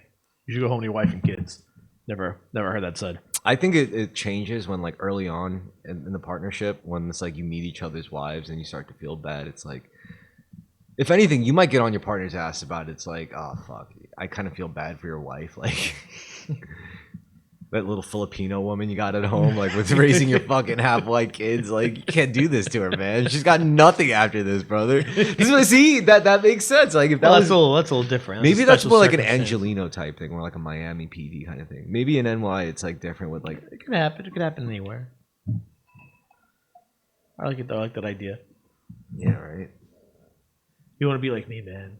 Go home to your wife. She's a good woman. Yeah, like look at me. My kids hate me. Like, you know, they never want It's too late for me, brother. Do it for you. Do it for them. Do that pretty little wife of yours. Okay. Oh, I can't be a good detective and not a piece of shit. and by the way, get the fuck out of the car. You're gonna see an unmarked vehicle with $10,000 in cash in an envelope. I need you to grab it for me. Okay. You just grab that for me. Looks like a setup. It's like, yeah, well.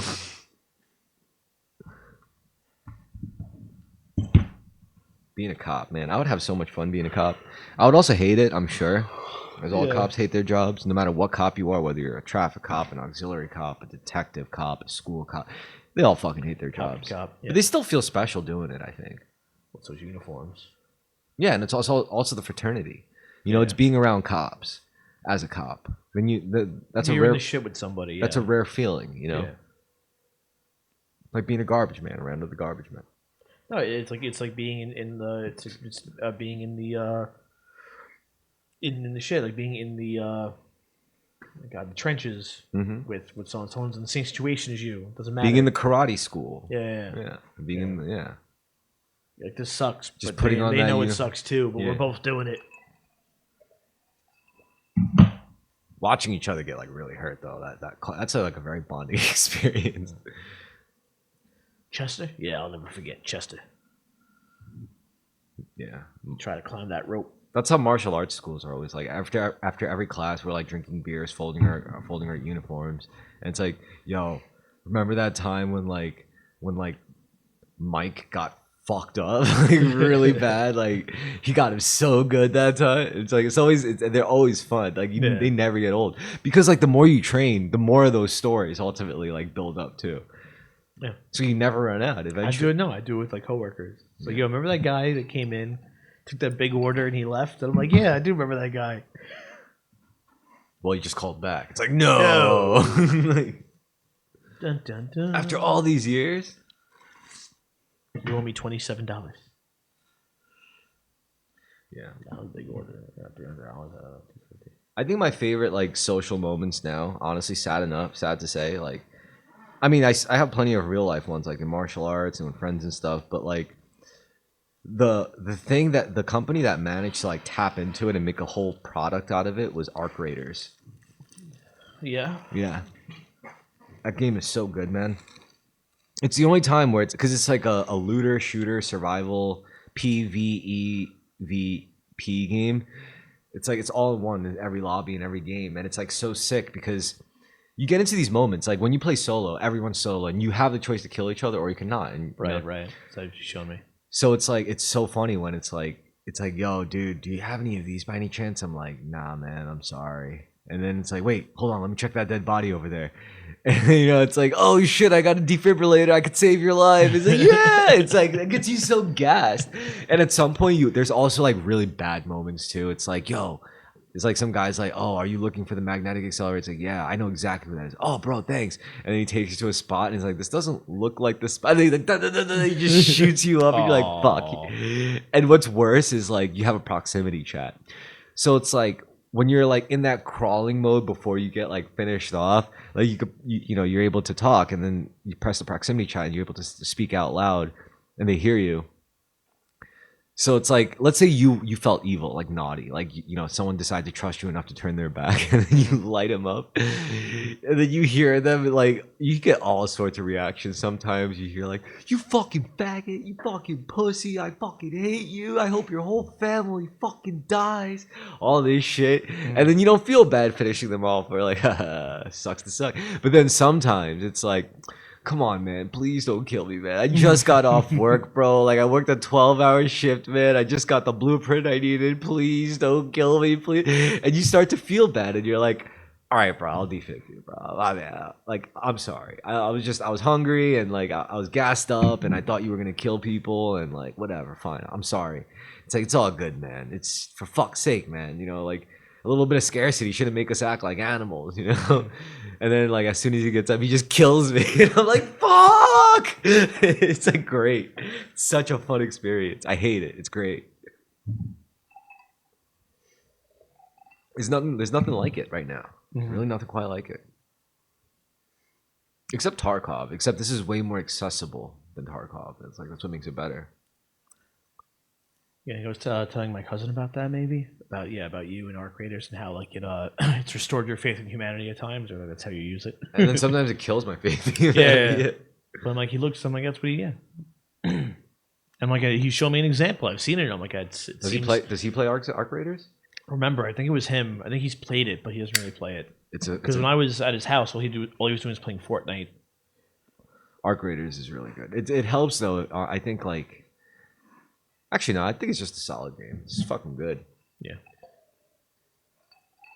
My God, I love playing with my friends. I love like playing with strangers. I love it.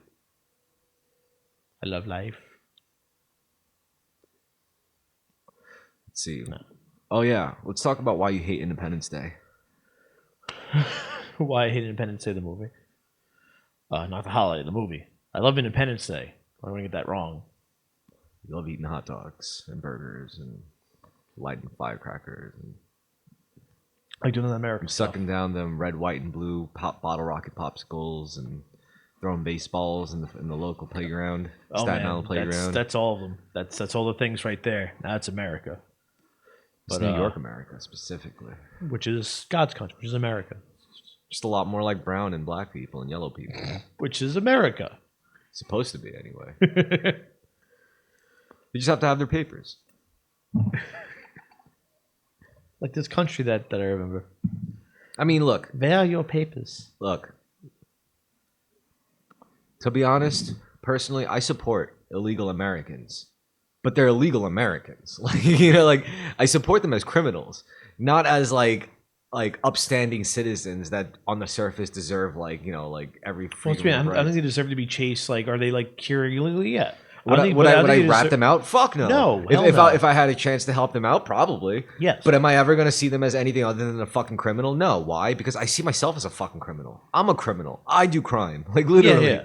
Every single fucking day I probably break the law in some way that I should probably take for granted, honestly. Yeah. I probably do all sorts of illegal shit from every time I do drugs, from every time I fucking drive drunk, every time I fucking do all sorts of shit that I just wouldn't even consider anymore. Probably because of my upbringing, honestly. Think about this. It's kind of very much like almost like the Red Scare type of thing. Like, yo, I could call it in. I could be like, yo, I think this guy Chris that I know, he lives here. He might be an immigrant. He might be an illegal immigrant. You guys should check on him. They'd come and check on you. And then all of a sudden you have to show paperwork to prove that you're an American. Well, even my birth certificate. I would just show them my birth certificate. I'd be like, I'm born in Queens, man. Which Queens? The Queen City? Bring him in. I'm just saying it could fucking jam you up pretty bad. I don't think so. Yeah. If it jammed me up, I think it'd make for a good story. Unless my bosses got really pissed that I wasn't working. That's about it. That's the only thing I'm really worried about. Hey, actually, if you ever want to, like, what if you were really late for work and, like, you could be late for work? It's going to be a whole big mess. So as a cover, you just call ice on yourself. Yo, is your company hiring? For what? A salesperson? Sales rep? Not unless you... what languages do you speak? Some Korean? Nah, probably wouldn't help. I'll ask.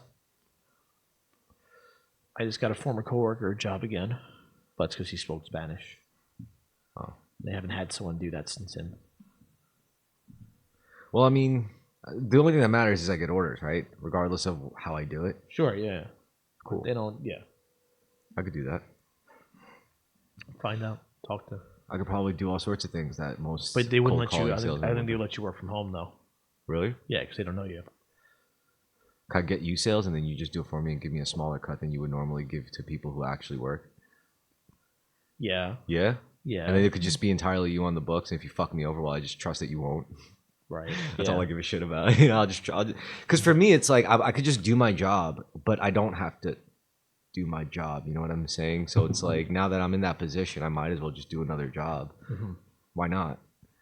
Even if it's not like official, I could still like make some money and learn how to do something new. Mm-hmm. Basically, what you want me to do is you want me to extract a certain threshold of information, because after a certain threshold, it's clear that they want a sale. If they give payment information and order information, and they have like plans to receive an invoice, then it's pretty much an order, and it's basically just forwarding you information. And once you've got confirmation of the sale, you can just forward it as your own sale. Yeah. No. Yeah. I know what you're saying. Imagine if I did that for all sorts of people. It's like, yo, let me just do your job for you, bro. There's people that do that. I mean, there's guys I've met who they work for like 8 different companies and they carry around their book. That'll be a funny job. It's like, what do you do for a living? Well, I do other people's. There was there was a guy once. So like there was a guy that my company hired like that, where he was a street guy. He goes around, He's a fixer. stops at different stores and goes, "Hey, like you need this? You need something like this? This company sells it. I got their book here. They know me. I'll call it in. I'll do the order for you." So like this guy would have to. He'd be in one time. They were like, "Oh, do me a favor, take orders for him." Like, but as long as it's like it's on your terms. I'm like, okay. So he calls me and he's like, yeah. He's trying to give me an order. Then he's like starts like with the guy on the phone. He starts like trying to get better prices out of me. And I was like, yo, I'm like, take the phone off speaker. And he's like, what? I'm like, don't fucking do that to me. I'm like, call me back when you have an order. I'm like, don't ask me stuff. I'm like, just tell me I want this, and that. Like, Yeah. don't. Yeah. I would do this for you because, like, you know, it's Well, like he tried to get me to do his job for a second. I was just like, no, sir, no. I mean, it would be great for you. You wouldn't have to pay me any kind of salary. All you get is like raw sales data. Yeah, well, that's true.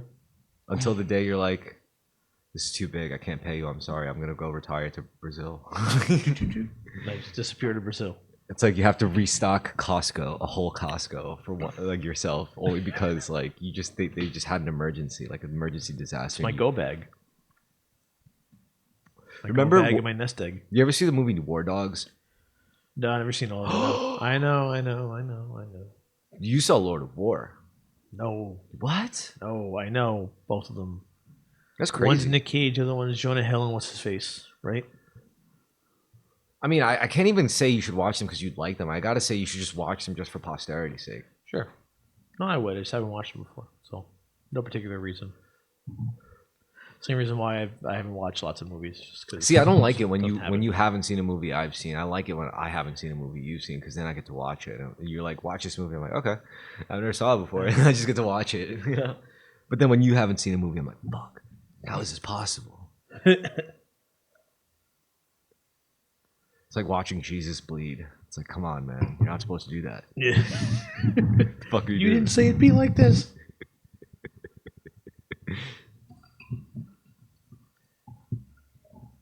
Yo, but it's funny how Mel Gibson was actually right about everything. About what? How evil like Hollywood was. Oh yeah. How like it's like I've been around that before. Playboy interview was great.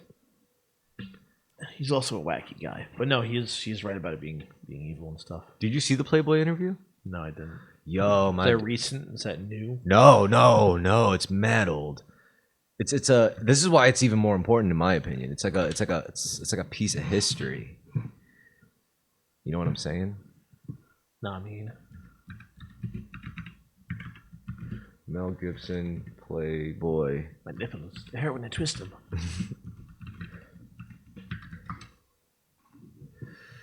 Oh yeah, I've shown me that. You showed me this. I don't like this. Oh, this creeps me out. Yeah, see, this Yeah, is you showed me that. That's one. what I'm talking about. Thank It's- you. You shut it really abruptly. I appreciate that. You Yo, were like, but- all right, you're but- right. But I'm saying like the shit he was saying. It's like because he was like, coming to Once- LA. It's like you come out of that. I started to form my own opinions about the city, and at some point you're like, it fucks with you because you're like, oh, I'm just being paranoid. There's no way it could be that. You know, it's like there's no way this whole town could possibly be like, you know, where you're like the lone stranger. You walk into a saloon and everyone just stares at you. Like, no way. That's how he felt, and then he was expressing that in that interview, and then he's kind of alluding to things. You know, it's like, but it's like you just don't go to that house, kind of thing, like on that hill, like ever in the neighborhood, and it's like that kind of thing, and it's like the worst possible thing you could possibly imagine. It's real, you know. It's things he talks about, his whole demeanor, and You have to light a cigarette for that shit. How often do you see celebrities smoking on a fucking interview? You know. Well, it was for Playboy, and it was in the '90s. It was still okay to get away with that. That's how you knew it was a real interview. Back in the '60s, people just fucking chain smoked in all their interviews. Like, you ever see Dan Aykroyd's Aliens interview? It's really just him, like, behind like a dark thing, whatever, like a shadow of his face, just smoking fucking cigarette after cigarette brother, after cigarette after let's cigarette. make a deal. If any of us, either for whatever reason, became a celebrity and we were like asked to talk on a talk show, let's make one demand. I will only do it if you let me smoke cigarettes. That's the rule. That's our rule for interviews. Whether it's together, like they want to interview both of us, or just our rule is I'll only take the interview if you let me smoke cigarettes while being interviewed. And if you say no, we have a no smoking policy in the studio, and they'll be like, "Get fucked then." You know what, man? Fuck you, man. Yeah, and that'll be a good selling point too. I think so too. They'll be like, "These and then finally boys." someone will let us do it, and then I don't smoke. Yeah, I'll be the one smoking. It's like what? Like I'll smoke twice as much for him. I'd be like, ugh. It was a bad idea, guys. And then it'll be like, it's like we had to have this interview off studio because they insisted they must smoke cigarettes. Now they needed the studio split. They met halfway. We'll just create the most complicated interview in interview history. We got to watch Disclosure together. The new Steven Spielberg movie coming out. Steven Spielberg movie. Steven Spielberg. Steven Spielberg. I didn't say it like that. I didn't say you said it like that. Steven Spielberg. Steven Spielberg. Steven Spielberg. I just felt like saying. I like the Jewish way, the Steven Spielberg, Is that the Jewish way? or the Sean Connery way. That's the Sean Connery way. Steven Spielberg. Steven Spielberg. I know I'd see you again. He looks like he's got a Jolly Rancher in his mouth. He sounds like he's got a Jolly Rancher in his mouth. There's something right here. Sure. What about Jeff Bridges? How he talks? We go. He's got something in his mouth. I don't know what he's chewing on, but he's chewing on something.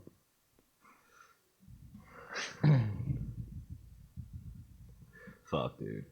Jeff Bridges. Great white man. There's a lot of great white men in Hollywood. Some of them are evil, not all of them. There's good ends, there's bad ends. Apparently, Christopher Walken's one of the scary ones. Well, that's what Mel Gibson says, yeah. I believe it. People have crazy stories about him. Jay Moore has that story about him. You've heard that? Heard that one with Jay Moore and Do tell. and I can't remember it. Oh You god. could just play it. Just put it on. No, you can't do that. There's something we're about. Ah, shit. I know Sean Penn was quoted as saying, "Christopher Walken has poetry flowing through his veins, and I can't tell if it's angelic or satanic." Yeah, Jay Moore's thing was like it just like the way he spoke to him like just was just weird. And then, like the things he talks about are strange. I can't remember what it was. I know there was one guy who's like, "Yeah, I met him once," and it's like, we did a thing together. We sat down and we didn't say anything for a second. He's like, "You know these those cats, the actor cats. You know they have cats for movies." Yeah. And he's like, "Yeah." He's like, "I don't like him." No, or I think it was dogs or something. And he's like, "But I like the cats. The cats are good." I don't like the dogs. Yeah. The cats. That's what I like. Christopher Walken. He's walking here. He's walking. You know, here. James Franco and Ethan Hawke are like the same guy, except one smokes weed and one does not. That kind of makes sense. Mm-hmm. I believe that wholeheartedly. When you look at it that way. Well, I can't see it any other way. You're absolutely right. That must be what that is. Ethan Hawke, like, he's cool in every way, except you try to like pass him a joint and he acts like a total bitch about it. He's like, that's a He's like, nah, man, I don't smoke. Then you try Whereas to test- James Franco would be like, This shit sucks, man. Like, come on, I got way better shit. Now we're the young impressionable girls. That's every celebrity. Well, James is out right now for that reason. I think every celebrity likes young women. I think all guys more or less like young women. I think it's true though. Not too young. Well, that's what I mean, and that's what I mean. That's Well, what's the threshold? I mean, how young is too young? For me, too young is when it's like they're so young you can't relate to them anymore. You know, like that's intellectually. what I think. That's yeah. too young. But Like, but that's not illegal. Like when there's a fine line where it's illegal, and that is definitely where that's no good. Yeah, I mean, it's not like I'll ever relate to anyone like younger than fucking 25 even. Yeah. I can't imagine like what I could possibly talk about with even a 21-year-old. Exactly. Like what? Yeah. Like what do you? I have no idea. And that would be like unbearable, you know, like to be stuck with that. Like it's perfectly legal, but yeah, at the same time, it's like it's making me upset every day. You know, like I try to talk about things I care about, and they're like, "What? Why? Let's your dad do it for you." I'm like, shut up. I mean, I'm sure there's exceptions. There's always exceptions. There's pretty much like way older women that act like retards, and there's way younger women that act way smarter than their age. Of course, it's just you can't really like bank on that as gospel, you know? Like, of course. And like, no, it's like I said, it's not illegal. It's just kind of weird, creepy, but there's exceptions. That's what that is. But I mean, I definitely knew this from like. I know a 50-year-old dude. He's like, he had a lot of money, and then he dated like 20-year-old girls and shit. And I was like, I looked at them, and I was like, I mean, we were having fun. We were all like getting like, you know, fucked up and shit, but they didn't seem happy together. It just, it all seemed contingent on like, yeah, I'm sure it was. Yeah, money. Yeah, I think that's part of those type of relationships too. I mean, if you're hooked on something, money helps. Whether it's like you're hooked on sex, whether you're hooked on drugs, whether you're hooked on clothes, whether you're hooked on, I don't know, accessories. And that's something that like people like can relate to over generations. Yeah. Well, like what do you have in common with somebody younger than 25? They like money, and if you had money, that's an easy crossover. It's like, oh, well, that's the thing, that the uncomfortable thing that people aren't willing to admit now. It's that the age gap, like a severe age gap, is very alienating, but that's still not as alienating as the gap between the poor and the rich. You know what I mean? Oh, absolutely. Because there's no crossover. We can't go and get sugar daddies, can we now? Sugar mamas, it's not that easy. What if all us regular poor people had sugar mamas? That'd be something. If I had a sugar mama? I don't know. It depends on what she would make me do. I think that might fix the wage gap. What if you're not married after a certain age, you get a sugar daddy or a sugar mama?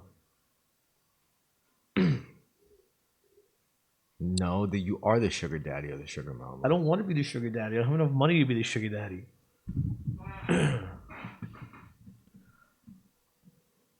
feel like once you're. But making money should be easier the older you get. It's true. Because you know more things. It's true.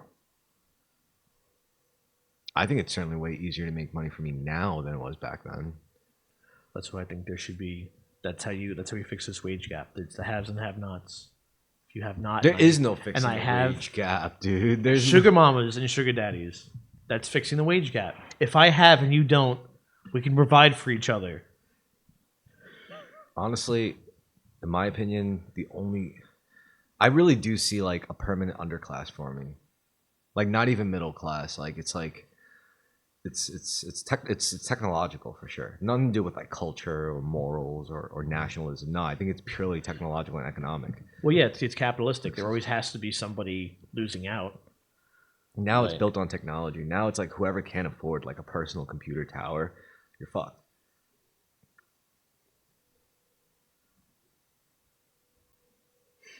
Like, it doesn't matter if you could buy a car. It doesn't matter if you could get an iPhone. It doesn't matter if you get these things. If you don't have a personal computer tower to be able to run, like, some instance of a local agentic model, if you don't learn how to do that, if you don't learn how to optimize your time, where your tedious day job tasks is like, let's be real, if you're anything like close to actual middle class, you're probably working remotely. Like I can't imagine being like comfortable in life, like showing up to a job. To me, that's like Most people they're only doing it for a couple days a week, if anything. now Yeah. that's ideal, right? You know, Yeah. it's they don't 2 have days to, in, 3 days home. It's but hopefully they get paid just as much as if they were working like full time. That's the ideal outcome. It's more people have to work less to make the same amount of money that they would have made as if they worked more. Mm-hmm. That's what we're hoping for.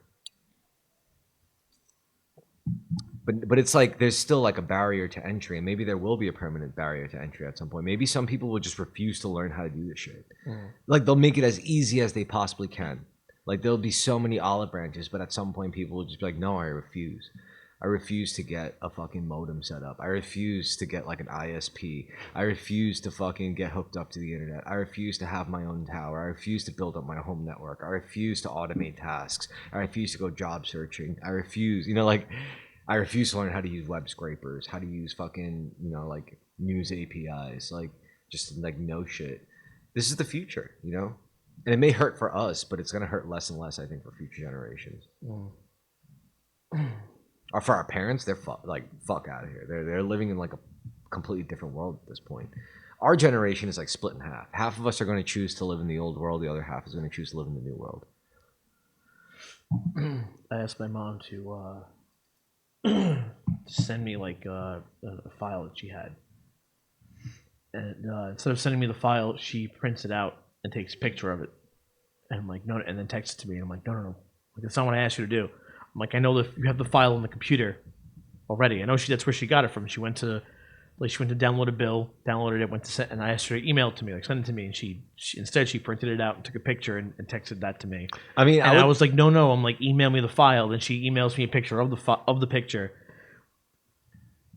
I mean, I was gonna say like, yeah, it sounds funny, but it's probably more secure too. Like instead of sending like a raw data text based like OCR readable PD, it's just like they have to take an extra step because it's an image. Yeah. If she said like, it would have been badass if she was like, nah, it's operational security, motherfucker. You'd have been like, what? Are you really my son? Yeah. That would have been sick. No, she was just like, whatever. Yeah, but I don't know. I don't think my dad.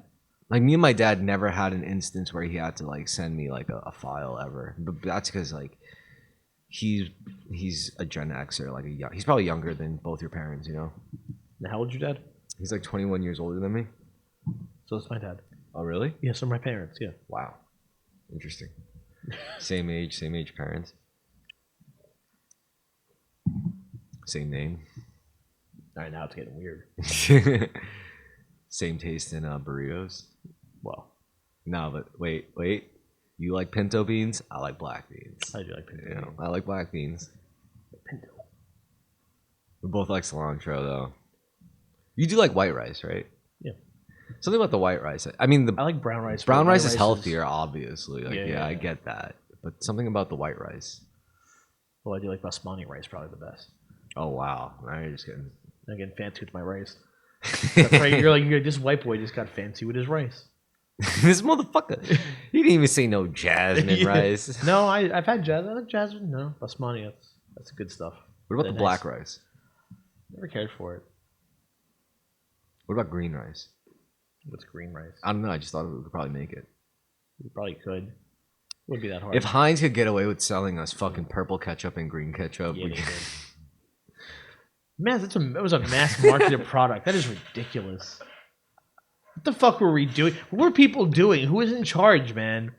Cartoon Network generation, Gen Xers. Like Seth Green ass looking motherfuckers. Like, no, we were like the gross out generation where like you wanted to see gross shit and like they weren't going like, is this food good or bad for kids? They were just like, what color would make ketchup more sellable? Nickelodeon colors. Anyway, with that, we could conclude the third part. I'm just going to take a quick recess so I can get ice. All right, and we are back for the final installment of episode 202 of the Terrorisk podcast. This is where we talk about life and personal issues. What's new with you, man? Nothing much. Just got back from a trip to Kansas City. To see your cousin. Yeah, see the cousins. Cousin Pat. I love Cousin Pat. I met Cousin Pat. He did a backflip. Cousin Pat probably could do a backflip, yeah. Could he still do a backflip? I mean, he's a little older now, you know. He might be. I don't know. You never know. I mean, he would try to do it if I asked him to, and he get hurt, and I'll be like, "Why'd you try it if you couldn't even know you could do it?" He's like, "I didn't want to He'd disappoint be, you." he'd be like, oh, shucks, I don't want to disappoint you. That's what I hate about Pat. Is, oh, shucks. Well, it's like, you asshole. It would be so fucked up if he said it like if he like let's say he visits Staten Island and we went to West Brighton and we saw like Sean Ledwith get shot and then it would be like we'd just be in dead silence and he's just like, "Oh shucks, man, that was really horrible." Nah, he wouldn't like. He's self-aware when he'd use that. Oh, he does it on purpose. Yeah, he's self-aware. Like like, he's doing it for both reasons because it's a polite thing to say and it's a funny sounding thing to say. Like, oh shucks. My thing is just shit. shit. Ah shit. I love saying shit. I even say it so casually, like if I'm with a girl, I'll be like, "All right, so pack your shit and we'll get out of here." You know, like, Pack your shit. Let's go. yeah, pack your shit. Let's go. No, that's half and half. They're all half and half down there What? with the swearing. I like it. I think it's hot when girls swear. I like it. It's you don't give a fuck. Well, because it makes me I'll give feel it it makes back. me feel safe and at home. Because that's Yeah. what I'm used to. I'm used to girls with like potty mouths.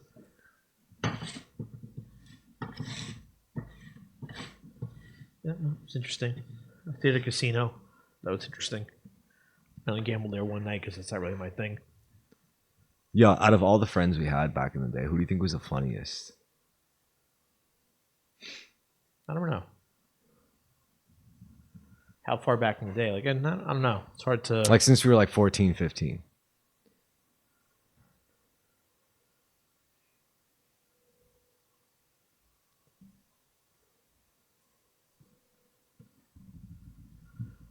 Another thing that I thought was the funniest because there was people that like ended up like pissing me off. I pissed them off. Yeah, but regardless, I just knew they pissed me off too. But I just knew they were hilarious, the most hilarious. I don't know. To me, it was this duo, DK and Little Rob.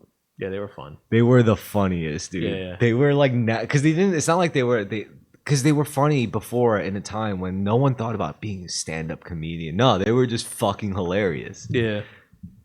Like even Mike's mom would like laugh at them all the time. Like we would just be playing video games and we would be like whispering how to get weed and be like, "No, we can't call him because he's not gonna pick up." And then it's just gonna be like infinite doo doo butter. And then Anne just walks in. She goes, "Infinite doo doo butter." Like, nice, Justin. Yeah, it's like, I was like, they were just hilarious like that. Yeah. Like, No, they were. they were like live action cartoons, you know? They still are, I'm sure. Yeah, Rob's a streamer. DK, well, DK Clever. he's in like Pennsylvania. He's just living low key, working at Dollar Tree and shit. Yeah. Nothing wrong with that. I wanted to come back. I wish he could just afford at least to be a regular on Terrorisk. He would just be so awesome. It would be so awesome if it was me, you, and DK. Sure. It would be a good time every time. Oh my god. If only he was like stable enough to just be like, yeah, we'll meet once a week here. It's tough, man. Yeah. Also considering like his family situation was all crazy. It is crazy. But yeah, man. I miss DK. I miss having him on the show. He's just always a good time. Nice one. Like what was so he would always like catch himself. He would be like, he's like, "Oh shit, we gotta edit that out." I'm like, "Nah, it's all good." He's like, "Nah, I said the N word again," because he's not like racist. It's just, No, but he you don't just want says- that to be misconstrued. But he just says it like so, like as if it's like he is black or something. It's part of his vocabulary. That's- Because he went to Park Hill High School. He did, and that'll give you. I mean, yeah. What is it called? That school that all the troublemakers go to? Shit, I remember what it was called. Post Mount Loretta age. Yeah, that was like the other one. Because if I went to like that kept me from going to school like too late. Like the very last bus or two for me to get to like high school. Like you'd run into the kids that went to Mount Loretta, Yeah. and they were not fun. No. Nah, they used to throw shit at me. Like they used to throw rocks and shit at me, and no one stopped them. One day, What? my friend Todd was fucking big. Todd turned around. And he's like, "Who's fucking throwing shit at my friend?" Like they stopped. That was cool from then. I rode with Todd. seeing those troublemaker kids. That's Sometimes I wish I was braver in high school. I had my moments of bravery, but I also had my moments of cowardice. But then at the same time, there was like 10 fucking mentally ill kids on the bus behind but at the me. same time, it wasn't something to be messing with. There was one time when I was going to New York. Some like the Albanian kids found out I was trying to sell weed. They tried to follow That's their me home, neighborhood. bro. Yeah. They tried to fucking follow me home, yeah. and I saw them follow me. So I got off at like Grant City and McDonald's, Yeah. the Midland McDonald's, and then they came into the McDonald's with me, and they were like, "Yo, give me your bud." I'm like, I don't have any bud on me. They're like, yo, I'll kill you. Give me your bud. Yeah. And then this like white mom lady comes up. He's like, are you okay? Because they just see like a little Asian kid getting surrounded. She's like, I'm gonna call the police. And then Everyone knows about the Albanians. And they were looking like so, mad pissed at me, like they were gonna kill me. And I was like, all right, bye. I just left. I ran, dude. I was like, I don't blame you. I ran towards like Brendan's house. I was like, "Hey, Seamus, is Brendan home?" He's like, "Yeah, they're in the back." I was like, "All right." I just hung out there for a bit. I was shit scared, dude. I thought I was gonna die. No, that's they kind of ran the neighborhood. At least they tried to. Yeah. But then they all went to jail Yes, it did. and rehab. Yes, it did. And then I got to finally play the handball courts again. You couldn't go. You could go to the handball courts after a certain time of night. You couldn't go. It's their turf. Yeah. I swear to God, that's what it was. I would never go. The one on Mill Road and Tyson's, like that one. If you went like further down and went around the park, the backside, couldn't go back there without running into them. Like by the pillbox. Well, Pillbox is more towards North High School, right? Yeah. Yeah. Well, I just mean like closer towards the beach at least. Yeah, it'd be. Dude, those Albanians had a long breath. Like they had a long reach. They did. My whole neighborhood. That wasn't my neighborhood. My neighborhood was more Russian, Old Town. Nope. Mine was a bit of everybody. Eastern European, Albanian. I did live in Woodrow, and the Woodrow was all Ruski Italian. down? It was all Italians, and man, Yes. they're a different kind. Still is. It's weird. They're different in Staten Island. Like, dude, when I lived in Old Town, it was like more Staten Island. When I lived in Woodrow, it was like another fucking world. Yeah. It's a whole nother world, man. The women were hotter. The girls, well, they weren't even women, but we were all in high school. We were children, but fuck, man. It's different. The girls were banging, and everyone was horny as fuck. Probably still like that, honestly. Well, let's decide with more money. But the thing is, women that in neighborhoods like that, like women don't walk the streets. It really is it's like an American Pie type neighborhood, but with an Italian flair and like way more drugs involved. You know? Oh yeah. Like when you're like by the time you're like a sophomore or freshman in high school, you see those girls that are just like extra hot or whatever, extra slutty, and you just think they're sluts. But then like by the time you're in your 20s, you look back and like, yo, they were definitely fucking like 30-year-old dudes or like 20-year-old dudes or some shit. That's possible. Because by the time you're in your 20s, you see dudes your own age fucking like high school girls. Yeah, and yeah. You're like, oh, that's what was happening. yeah. Thank God I didn't get involved. 'Cause that's weird. Yeah, because when you're 14, 15-year-old boy, you're thinking about Halo and shit. You know, you're not thinking about like teenage. No, I remember how senior year of high school, my math class, our teacher had she had to get a surgery, I think, before school ended with like a month and a half left. So they hired this guy who's 23, fucking good-looking guy, dressed like he was, dressed in expensive suits. He was like 22 or something like that. Like he would brag about his traveling shit he did. And he was always flirting with this one girl in class. And at one point, we all knew they were dating, like they were fucking. We all knew it. Are you talking about the gym teacher who eventually married the student? No, that's someone different. The fuck? So yeah, that whole school's fucked up. Man. Damn. Yeah, so that's a different one. It's a great place because the parents are okay with it. Like, because the parents in like a school like C. They were all there. Yeah, my father, your father and I, we were 10 different, 10 years apart. Like, he was a man, I was in high school. Like, it's normal for them. Mm-hmm.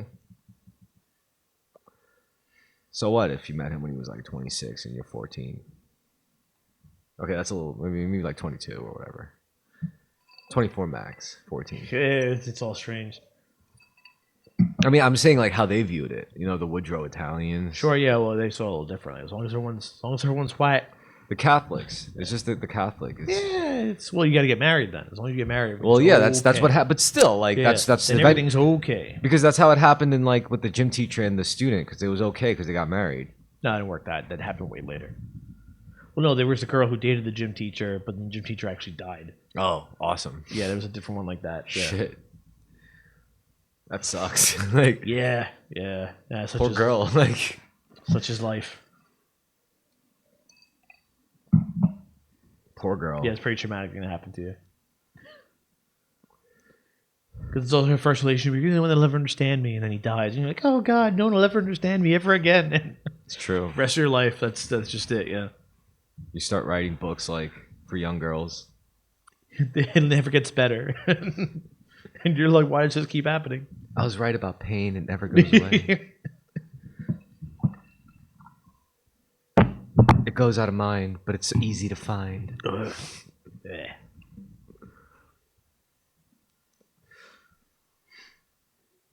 See, I used to be like the kind of person. I used to take pride in the fact that I was like, yeah, I could write a chick flick. Yeah, I could write a fucking romantic comedy, because it's fun to know that like you understand the pattern, and if you don't hate it, then you can emulate it. Mm-hmm. But now AI could just do that way better than I ever could. Hey Gemini, can you track my girlfriend's mood swings? Can you formulate a good defense against each one of these?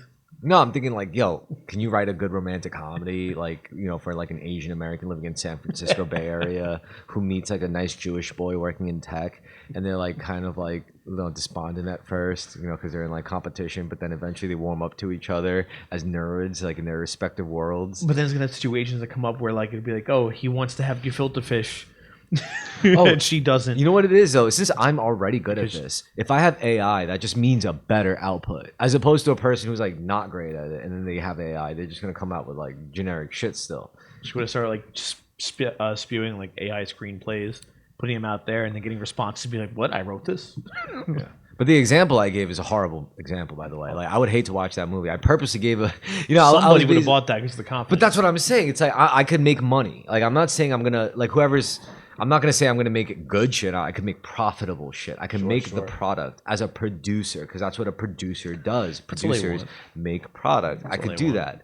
Now, as far as the artistry, not every producer respects the artistry. Some producers do not give a flying fuck about the artistry. I do care about the artistry. You do? I care deeply about it. He cares deep. Deep care. What time is your Zoom meeting tomorrow? 12 hours from now, 10 o'clock. You serious? Yeah. It's not that bad. What time do you... Oh no, but it's because I'm totally getting yelled at. For what? I know for a fact because there's the email I got said 10 o'clock Zoom meeting, 2 subjects we're gonna talk about in depth. I figure the first one is, second one is customers not paying on time. I'm like, ooh, it's me. Like, because I had a guy I was supposed to leave to get a haircut 2 days ago early from work, and then somebody in the company calls me and goes, hey, like, you got to take care of this like now because he's gonna call you if you don't. He's gonna call you like later. I was like, fuck. See, this is why you should hire me, man. To collect my debts for me? Maybe I could do collections for you. No, they have someone at the company that's supposed to do that themselves, but they don't do it. So then it's like, well, Chris, you have to do it because it's your customer. It's like, well, that's kind of fucked, isn't it? Like, why am I doing it? Should be my job, but I don't get paid. What's the process? How do you do it? Do you have like a... You gotta harass them. That's it. I have to harass somebody. That's all. And he's the guy I have to harass as a dick because I've harassed him. It's been whatever. It's just tomorrow. I just know I'm getting like. What's your process of harassing? Like calling them every 5 minutes, or telling like they say 30 minutes, you call them exactly 30 minutes, and they say 45 minutes, you call them exactly 45 minutes. That's my my thing is I'm very nice about it. I send you a text and an email. In the text, I explain what I'm emailing to you, and I'm like, hey, we have a balance to take care of. When you get a chance, just get back to me. That's all I say. I don't say, hey, we have a past due balance. That's all I say. Hey, like this is what it is. You have a copy of it. Let me know when you get a chance. Like, get back to me when you can. That's all. And usually it's like, oh, Chris, yeah, let me. But you keep them on your books because they pay. Well, yeah, they have to. Yeah. What do you mean? Do they eventually pay? Everybody pays. If All you right. don't, if you don't pay, we have insurance. So if you don't pay, So then why don't you just drop the people? Why don't you start since you have? because I don't get paid, then I've now lost a customer and I've lost the commission I was supposed to get from that. But time is more valuable than the commission. Time ultimately matters No, more. yeah, but you're not understanding.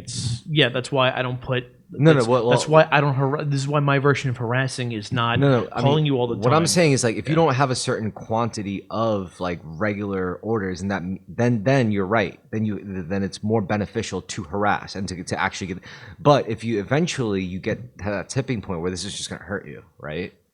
I'm asking like that probably would be the case. So I'm saying like I hope that by the time you get to the point where it's like I just don't want you to hurt yourself with like chasing you when you're better off just like cutting. Well, no, that's it. That's doesn't even bother me. Like, it's just that what's gonna happen tomorrow is that like it's either gonna come up in a meeting, and then he's gonna talk to me about. Can you just tell him like I privately. won't sell to him again? Can you just tell him that and be like I'll Can't find be my someone else? attitude. I haven't been selling to him because he hasn't paid me. So this- that's not doesn't threaten him. How much would it be? How much is his invoice? Like is it like over It's like $8,000. That's it. It's not that much. It's very old. He won't pay it, and I've gone through it. And I'm like, it's just that tomorrow I have to explain myself. Can you just ask your bosses to just take the $8,000 from like the next 8 orders? No, it's not. It doesn't matter. Like that could be worked out. No, the thing is that I have to like tomorrow. Like I'd never have to explain myself at my job. It's basically on them, but that's Tomorrow why, I have why to, they're tomorrow, reading you about tomorrow, it because tomorrow I have to explain myself because I have to be Chris. Why is this like this? And I have to explain myself. That's something I'm not used to doing anymore. I just take care of things and I don't get bothered because things are taken care of. But here's something taken care of, and they've given me a lot of leeway with it. They really have. you need an assistant, not a human assistant. You need like you need. No, that wouldn't fix it. It's a little different. What do you mean it wouldn't fix it? It wouldn't fix my issue. I'm not talking about fixing it. It would help your issue. What, by reminding me to call the person? No, by actually calling the person themselves. They wouldn't they wouldn't care. They would hang up. It's not a big deal. Just tomorrow I have to explain myself, and that's all, and then collect, and then I'm just gonna show them like, look, that's what I'm saying. Look, give me one more shot. I'm gonna call them like, hey, listen, either you do this or like they're going to put you in collections, and if they put you in collections, it's not good for you. It's not good for me. I don't want that. But like I'm like I can't do anything. and That's I when let you go. start. That's when you start playing hardish ball. Yeah, like because this should be my job, like the money collecting part, and like it's just like come on, like grow the fuck up, and I don't want to. Also, like if you're like combative with somebody that is, because I know this guy, he is purposefully combative, so I'm not gonna play that game with them. I'm not gonna fight with them because it makes him feel justified and look good. I'm not gonna do that. So it's like, dude, it's like you owe this money, pay this money. Part of it is because he had a coworker, he had someone he was paying that was ordering extra merchandise and then stealing it when my order came. She would take it and sell it to somebody else on the side. So one time he was like, "How do I know you aren't in on it?" I'm like, "What are you crazy?" I'm like, how does it make any sense? That fucks me, man. Yeah, I'm like, why? I'm like, dude, this doesn't make any fucking money. I'm like, I'm gonna do this. I'm gonna run this scam. I'm gonna run it with at your store With a Chinese person. no, with this chick from the Bronx named Mercedes who spoke terrible. Her English, like she sounded like American. I'm pretty sure she was black, but like her grasp of the English language is awful. She couldn't spell my name correctly. So she's just stupid as fuck. Yeah, I'm like, why would I fucking like if I was gonna do I'll get this? I'm like, Cynthia to do it. She's an idiot. I feel bad saying it, but she'll never see this. But it's just like, yeah, like it was just like, dude, it's like I'm gonna get into bed with a fucking moron to rip you off. Like, come on, I've been doing this for like 10 years. I'm not doing that. If I was doing this, it'd be under very different circumstances. True. Yeah, no, because he's being an asshole, and that's what it is. He's just being a dick. And that's it. It's just I don't like, and that's why I haven't collected from him because I'm like I don't want to deal with this. This is not worth it. So that's why I haven't. But I'm saying tomorrow they're like, Chris, you have to deal with it. I'm like, all right, and this is my plan. I'm like, I'll deal with it once. I'm gonna do it once. If he doesn't go for it, I'm like, fine, just fucking trash him. I don't care. I want to move on. Like I don't need this shit. You got to be the people guy of the terrorist operation. That's what I'm saying. I am the people guy. So Don't that make means, me like- not the people guy. So that That's not means fair. like for the terrorist thing, that's like I got to get you to email these people and call these people. It's like, yo, listen, you got to come on the podcast. You got to be the one to do it. You know, my second thing is tomorrow. Yes, that's That's your job. That's me. That's what I you're could good I at. could do that. Yeah, I'm a people person. You're like- Goddamn, you're like I'm a Ari- people person. Goddamn, You're it. like Ari from Entourage. Yeah, I fucking am a people person. you really are like Ari. Yeah. That's mad funny. Or tomorrow, what I'm gonna do is I'm gonna like bitch about the person whose job it is to do this, and be like, you know what? Let me have her job, and just pay me more because I'm like Yeah, and like, you know, the easiest job in the world to me sounds like when people owe you money. That's a great job. Then you get to be the dick. You don't have to be a nice guy. But the lady who does our collections for us, she tries to be a nice lady and gets insulted when people aren't like nice to her. When people say, "I'll call you tomorrow," and they don't call her tomorrow, she gets very upset. And she calls us. She'd be like, "Chris, this guy lied to me." I'm like, "Yeah." I'm like, "Someone that owed you money lied to you?" And she's like, "Yeah." She's like, "It's very disrespectful." I'm like, "You're right." And I'm like, "You know what you should do?" She's like, "What?" And I'm like, "Well, call him." And she'd be like, "No, I'm not calling him. He lied to me." It's like, well, no, call him and tell him he lied to you. Like, stop. That's a lady that collects for my company. It's terrible. Yeah, all this small shop, white collar / blue collar shit. It's kind of seedy. But then again, Business, I'm used to my more shit. You do something way more honest than what I'm used to. Oh yeah. Well, You sell these people goods. My company sells them money. Like you sell evil. Well, you don't sell it; they sell it. my company just buys it, buys their money at a cheaper price, like Forex. Yeah, I had a coworker that told me like about he was like, "Yo, you still doing what you're doing?" I'm like, "Yeah." He's like, you know, you should or for this company they sell they sell loans to people. I'm like, no, no, no, no, no. He's like, no. He's like, you have leads and stuff. I'm like, no, no, no. I'm not calling my customers and getting them in debt on one side. So I'm like, no, that's ridiculous. It's such a bad idea. It's actually a really good business, honestly. If I didn't mind fucking everybody, but I don't want to do that. It is. It is. It used to be like that, like fucking people, like fucking everyone you sell to or everyone you buy from, I should say. Well, that's just not how my thing works. No, because you sell goods. But now it's different. Now it's like the volume is so heavy, where Volume it's goes like up, yeah. instead of like upselling like 200K deal, now it's like I see like imagine like you as a funder every single month for a 30-day deal at the beginning of every month. You fund 50 businesses, $10,000 each, and they each pay 1,500 back. No, sorry, 15,000 back. So you give them all 10K, and they all pay 15K back. Mm-hmm. Is it unreasonable? Yes, hard math. But if you look at the actual money, it's like what, $10,000 compared to 15,000. Yeah, it sucks, but it's like Still. yeah, it's the percentage is the percentage, but the amount is the amount. Mm-hmm. So that's how the game is played now. Now you have these companies that have the platforms to be able to handle. Now they don't have to fuck you over singular guy by guy, like 60,000, you pay me back 75, or you pay me back 90. Now for them it's like you give I give you 10K, I give you 10. Like now they're able to facilitate that kind of volume. Yeah. And it makes more sense.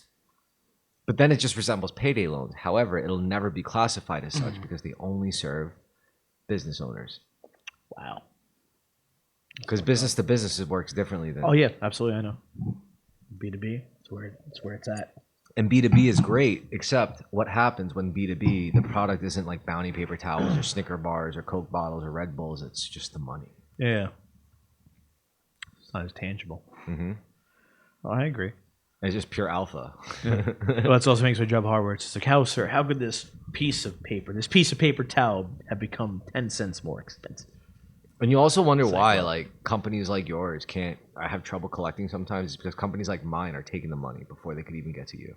Oh yeah, sure. And also, it's just not Like to like, pay you, they have to physically like actually fill out the invoice, response, and all that shit. For our companies to get paid, we just pull it every single day as an automated clearinghouse. Yeah, like with this. I mean, this doesn't happen often that someone goes into collections like this, or so like that's also why it's gonna be a big deal tomorrow.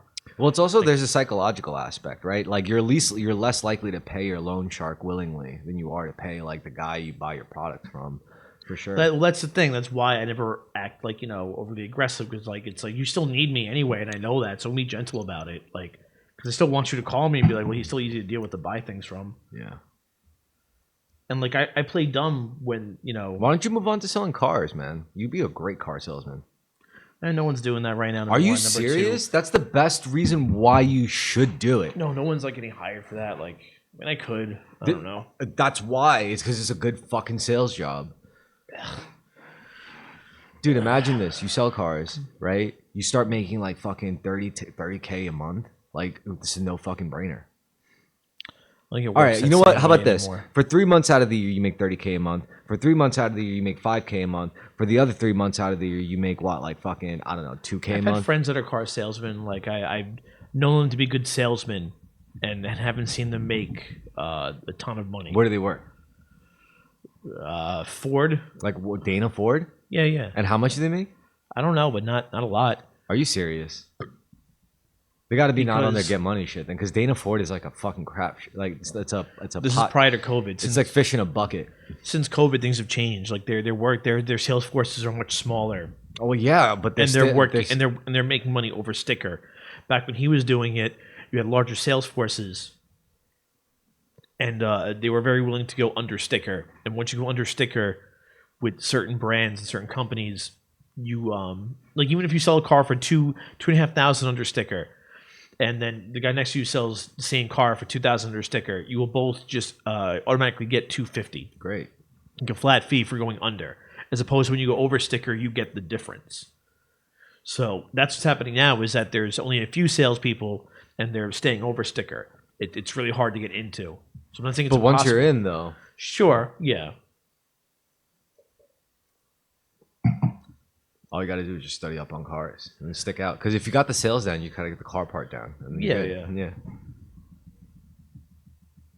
And it sounds fun, like just to make like fucking like just 2K off of a fucking sale, like 30 minutes of conversation, another Never- 30 I've never minutes had of such a signing, rep. Yeah, it another sounds 30 great. minutes of fucking credit card processing, another 30 minutes of listen. I'm sorry it's taking so long. How about this? Here's $300. Go fucking get yourself a cup of coffee. Go buy yourself some. I would do that if I was making Yeah. 2K. I'm gonna give the guy like $300. Like yo, go buy yourself a fucking. You know, it's like yo, down the block there's a fucking there's a beautiful diner. Go get that. Go buy whatever you want. That's what. That's how you get the sale, right? That's how Yeah. you do it. Like, who's this guy gonna buy a fucking car from? All these Jabberwockies are selling in the same price spectrum, right? But you're the salesman who's willing to give the guy $300 out of your pocket just so he could fucking buy dinner with his wife while he waits for his car and paperwork to get, for the bank shit to get settled and for him to settle it out over. That's how you get the sale, man, and it's worth it. I would rather make like fucking. Well, it depends how much you're making.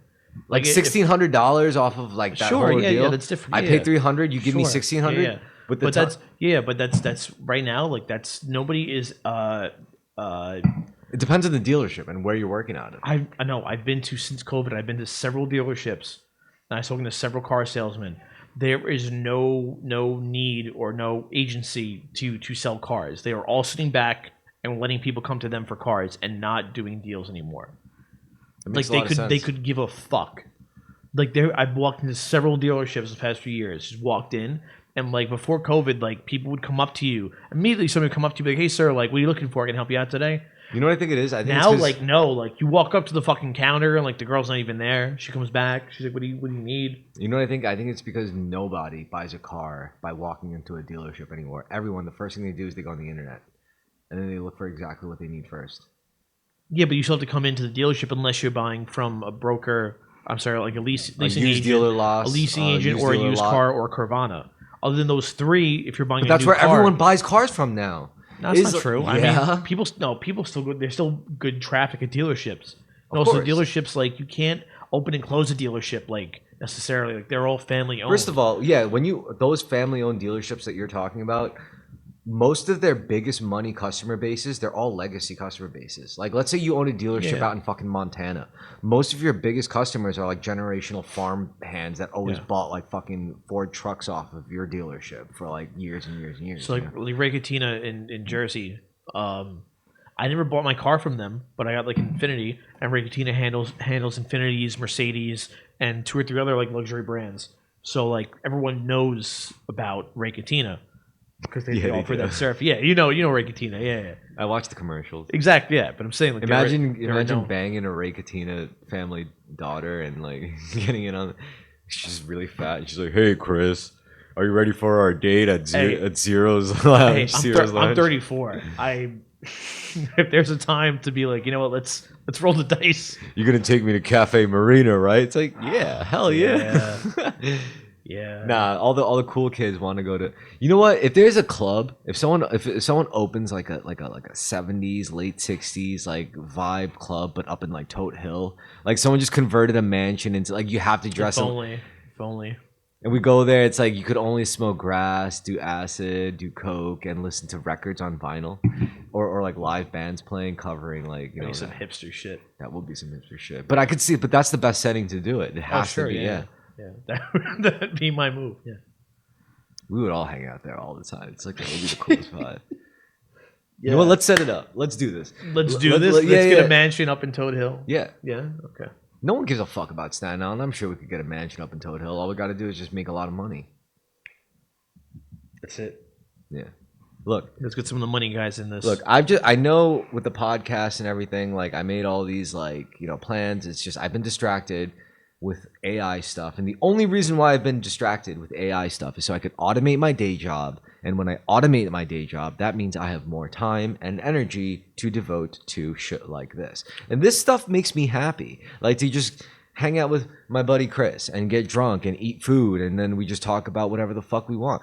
That honestly, like I can't think of, as a single man living in New York City in their 30s, I can't think of like a more tonic way to spend time. Like something what's that tonic is the opposite of toxic.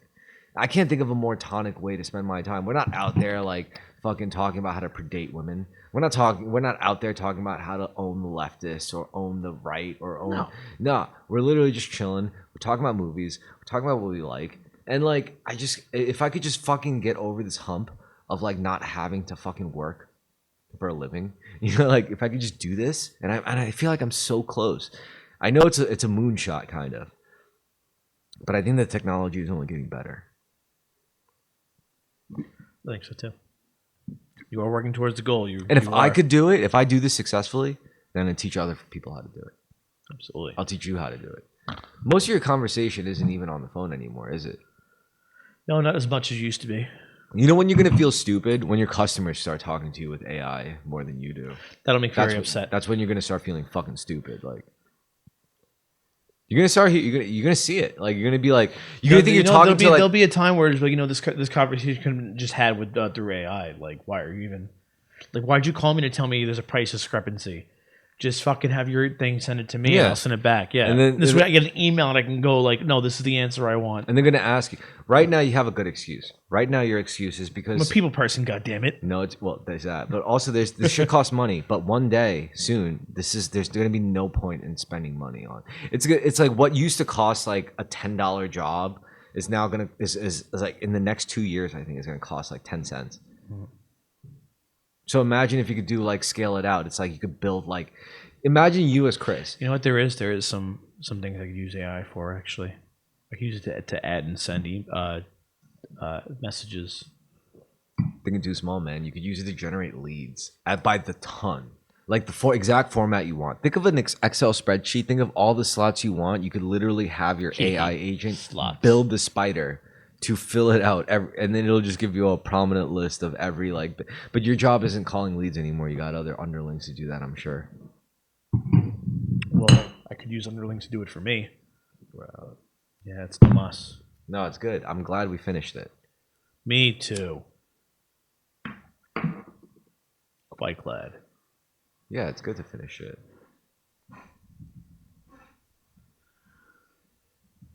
Yeah, man, the life of a salesman. It's different now. It's not what you read about in school, no. Let me tell you that much. It's not what they teach you in school. Everyone's a salesperson now. In one way or the other, yeah. And also, salesman movies are the best type of movies. I mean, not really, but as far as a white-collar job goes, yeah. The Wolf of Wall Street. No. No. American Psycho. Oh, that's different. That's the best. No, that's not a sales movie. Yeah, it is. No, that's different. It's not about sales. Yeah, it is. What's Patrick Bateman do for a living? Nothing. He's a fucking 80s guy. That's what he's about. It has nothing to do with sales. He's a fucking 80s guy. He returns videotapes. I had, let me see. What was I doing on the 15th? I was returning some videotapes. In business. And I had a date later. It's like Jeffrey Epstein. That's probably like exactly. That's if I kept a planner. He's like, "Hey, I'm Jeffrey Epstein. I was just doing some business." Really loved. I was having a date with Tiffany, and then probably after I was returning some videotapes. That's exactly what talking is like. By the way, did you see this new DVD? Have you heard the new? Shit, what's it called? Costello. It's You heard the new Huey in the News album? I had to pick it up. It's good stuff. No, I haven't heard of it. What a good movie. No, sales movies are like Glengarry Glen Ross, Boiler Room. Maybe Jeffrey Epstein really is like Patrick Bateman. I mean, there has to be some type of disconnect for you to be able to do something that evil. Yeah, and that's power. That's about power and like attention and stuff like that. Like that was how Christian Bale felt real, right? Mm. But he wasn't. He's not real. It doesn't matter to anybody. I love the ending of that movie so much. American Psycho. Yeah, where like he's just it's just like, oh yeah, like who left that message? That was hilarious. I left that message. He's like, I'm Patrick Bateman. He doesn't even know who Patrick Bateman is. I just love it. Like no one knows who you are. Yo, do you think we could get like a 2-bedroom place in like the Lower East Side? I don't know if I'd want to live in Manhattan. What about Brooklyn? I mean, or I would something? like the Lower East Side. Lower East Brooklyn's a Side. plus. We should look. I'd rather live in Manhattan. What? I'd rather Brooklyn for sure. Brooklyn? Yeah. Yeah, my friends live in Brooklyn, and it looks like it's like gross. Well, I love Brooklyn. I know it's gross, but it's where I grew up, man. It's where I like. I mean, I grew up I was born in Queens, and Queens is gross. Like, I wouldn't want to live in It's Queens. New York. Everything's gross. It's fine. Yeah, but Manhattan would be sick. Manhattan's gross. We'll see. We'll see what comes. Do you think Mamdani's gonna make things cheaper or more expensive? Nothing gets cheaper, my friend. Things don't go up for a while, but nothing gets cheaper. Do you think Mamdani's gonna jack up prices or crater them? I think he's gonna crater them. He's gonna crater something. Is probably. I don't know. I don't know yet. The first time I heard sounds of Mamdani is that he threatened that if we don't implement the millionaires tax, he'll implement a property tax. So I've read articles where it's like he's showing his true colors. It's like no, he's saying tax the millionaires. Like why are you distracting from this? What if we lived by the water, like by the North Shore, like those high-rise apartments? I'd like it more over there. Yo, we would just have to walk to go to the bar, I'd like that. I like the North Shore a lot more than I like where I live. and the food's there. I like the North Shore a lot more than I like where I live. I mean, I me wouldn't tell you. mind. It's like I pay a reasonable amount for the space I have. You do. But if we got space by there and like got like a 2-bedroom, that'd be sick. I'd consider that. Yeah. That would be really sick. Yeah. I'm tired of where I live. Yeah, right. I would be too. It's Yeah, like no, fucking. I hate the neighborhood. Yeah, I have too much stuff. Because Staten Island's nice, and I feel like living exactly at that spot, it's like kind of missing. Oh no, it is. I'm ready to. I mean, if you went out for a jog in the morning, and it's like you could go to Tottenville High School. Well, I'd rather not do that. No, I got the park near me. What park is that? If we also lived by like the high-rise places by the North Shore, there's parking. There's ample parking. Like, Yeah, it'd be more like broken parking, but I could manage that. It wouldn't bother me. I'm sure we would get a parking lot or. Yeah, it garage. wouldn't be that much. Yeah, sure. Fuck, I would love to live in one of those places. I gotta see what they're about. I've been in one or two before. Yeah, Yeah, usually they're some nice. coke dealer or something living in those places. No, I went there to see. I was working for the census.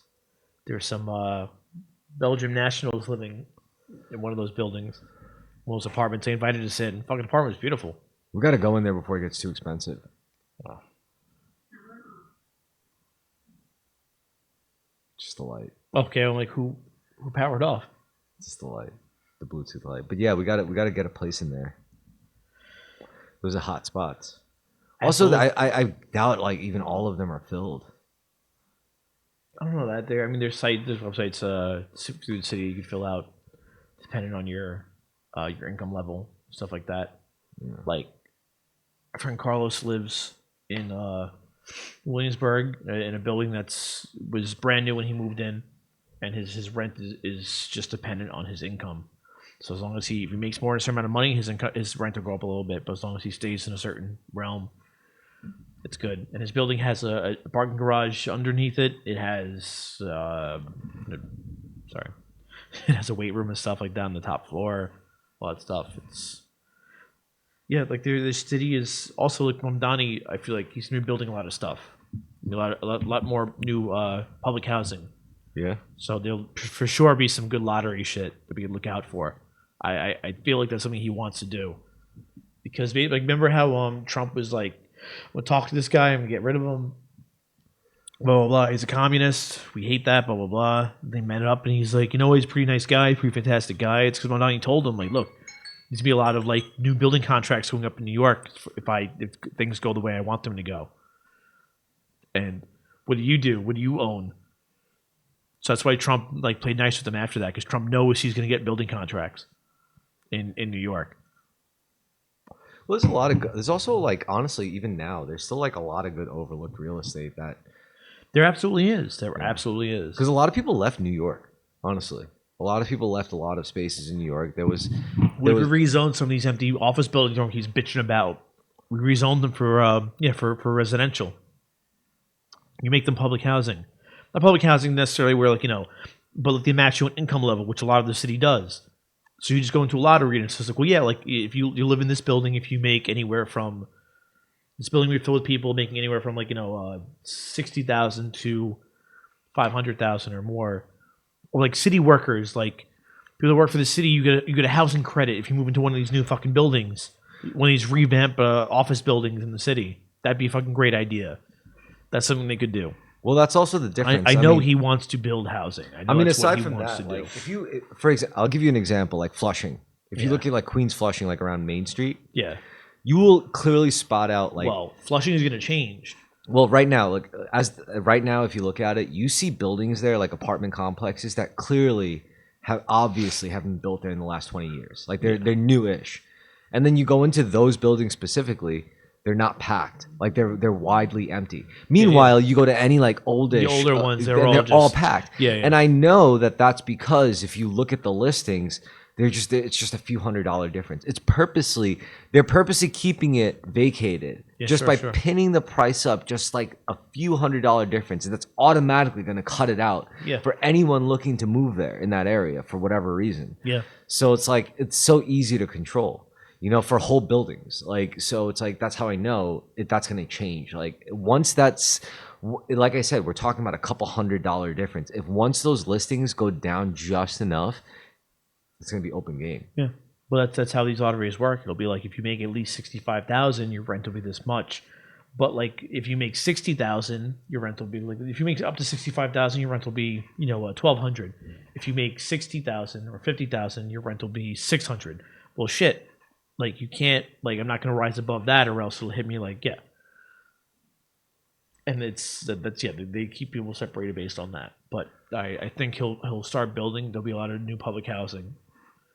And that'll be a way to go. It's something to look at.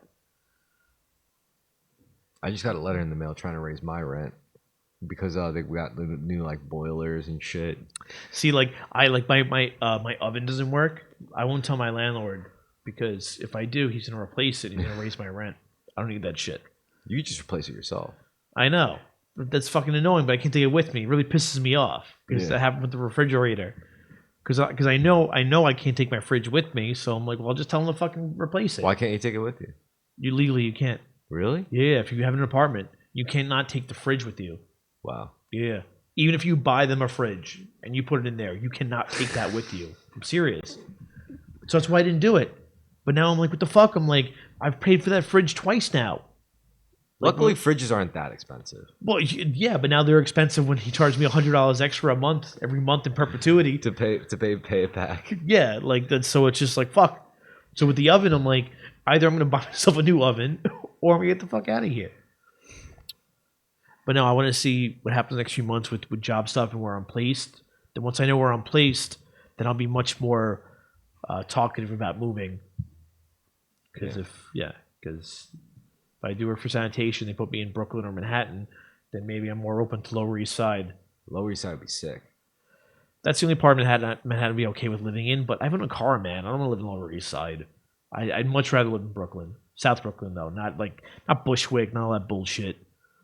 I like South Brooklyn. South Brooklyn. Like I lived by like Coney Island, and it's like That's not South Brooklyn. That's a little bit more the other direction. But no, Coney Island sucks. I wouldn't. Yeah. I like. I don't know. I like Diker, Bay Ridge, Sunset Park, and then further out like Carroll Gardens, Park Slope. I even like Red Hook. Honestly. What about Long Island City? I don't know. I've been in Long Island City enough to give you a real opinion on that. I love Astoria because Astoria reminds me of fucking Diker Heights. Yeah, my dad lives around Flushing, so that'd be nice. Yeah, I could do that. I could The do Lower Astoria. East Side, man, that'd be cool. Hey, we could do that. We get a place. No way. I could work on the Lower East Side if we get a place in Astoria. Oh yeah, Astoria. Do. Yeah, I remember I was going to a house party and I had to park really far away in Astoria. Really? And on my walk back, I'm like, I love this neighborhood. It was like 2 a.m. by myself. I'm like, I love this neighborhood. This is really nice. It is really nice in Astoria. Yeah. Like, it reminds me of being a kid. I like this. A lot of Jews. Just like my childhood. It's fine. I know those guys. Precisely. They don't bother me. Precisely. My grandfather had a flower shop in Borough Park. Well, with that, we could close out the episode, and it's been a pleasure speaking to you all. But As you know. yeah, all good things must come to an end. And Chris has a Zoom meeting. As we all know about, yes, that's right. He's gonna get yelled at. Wish me luck. Nighty night.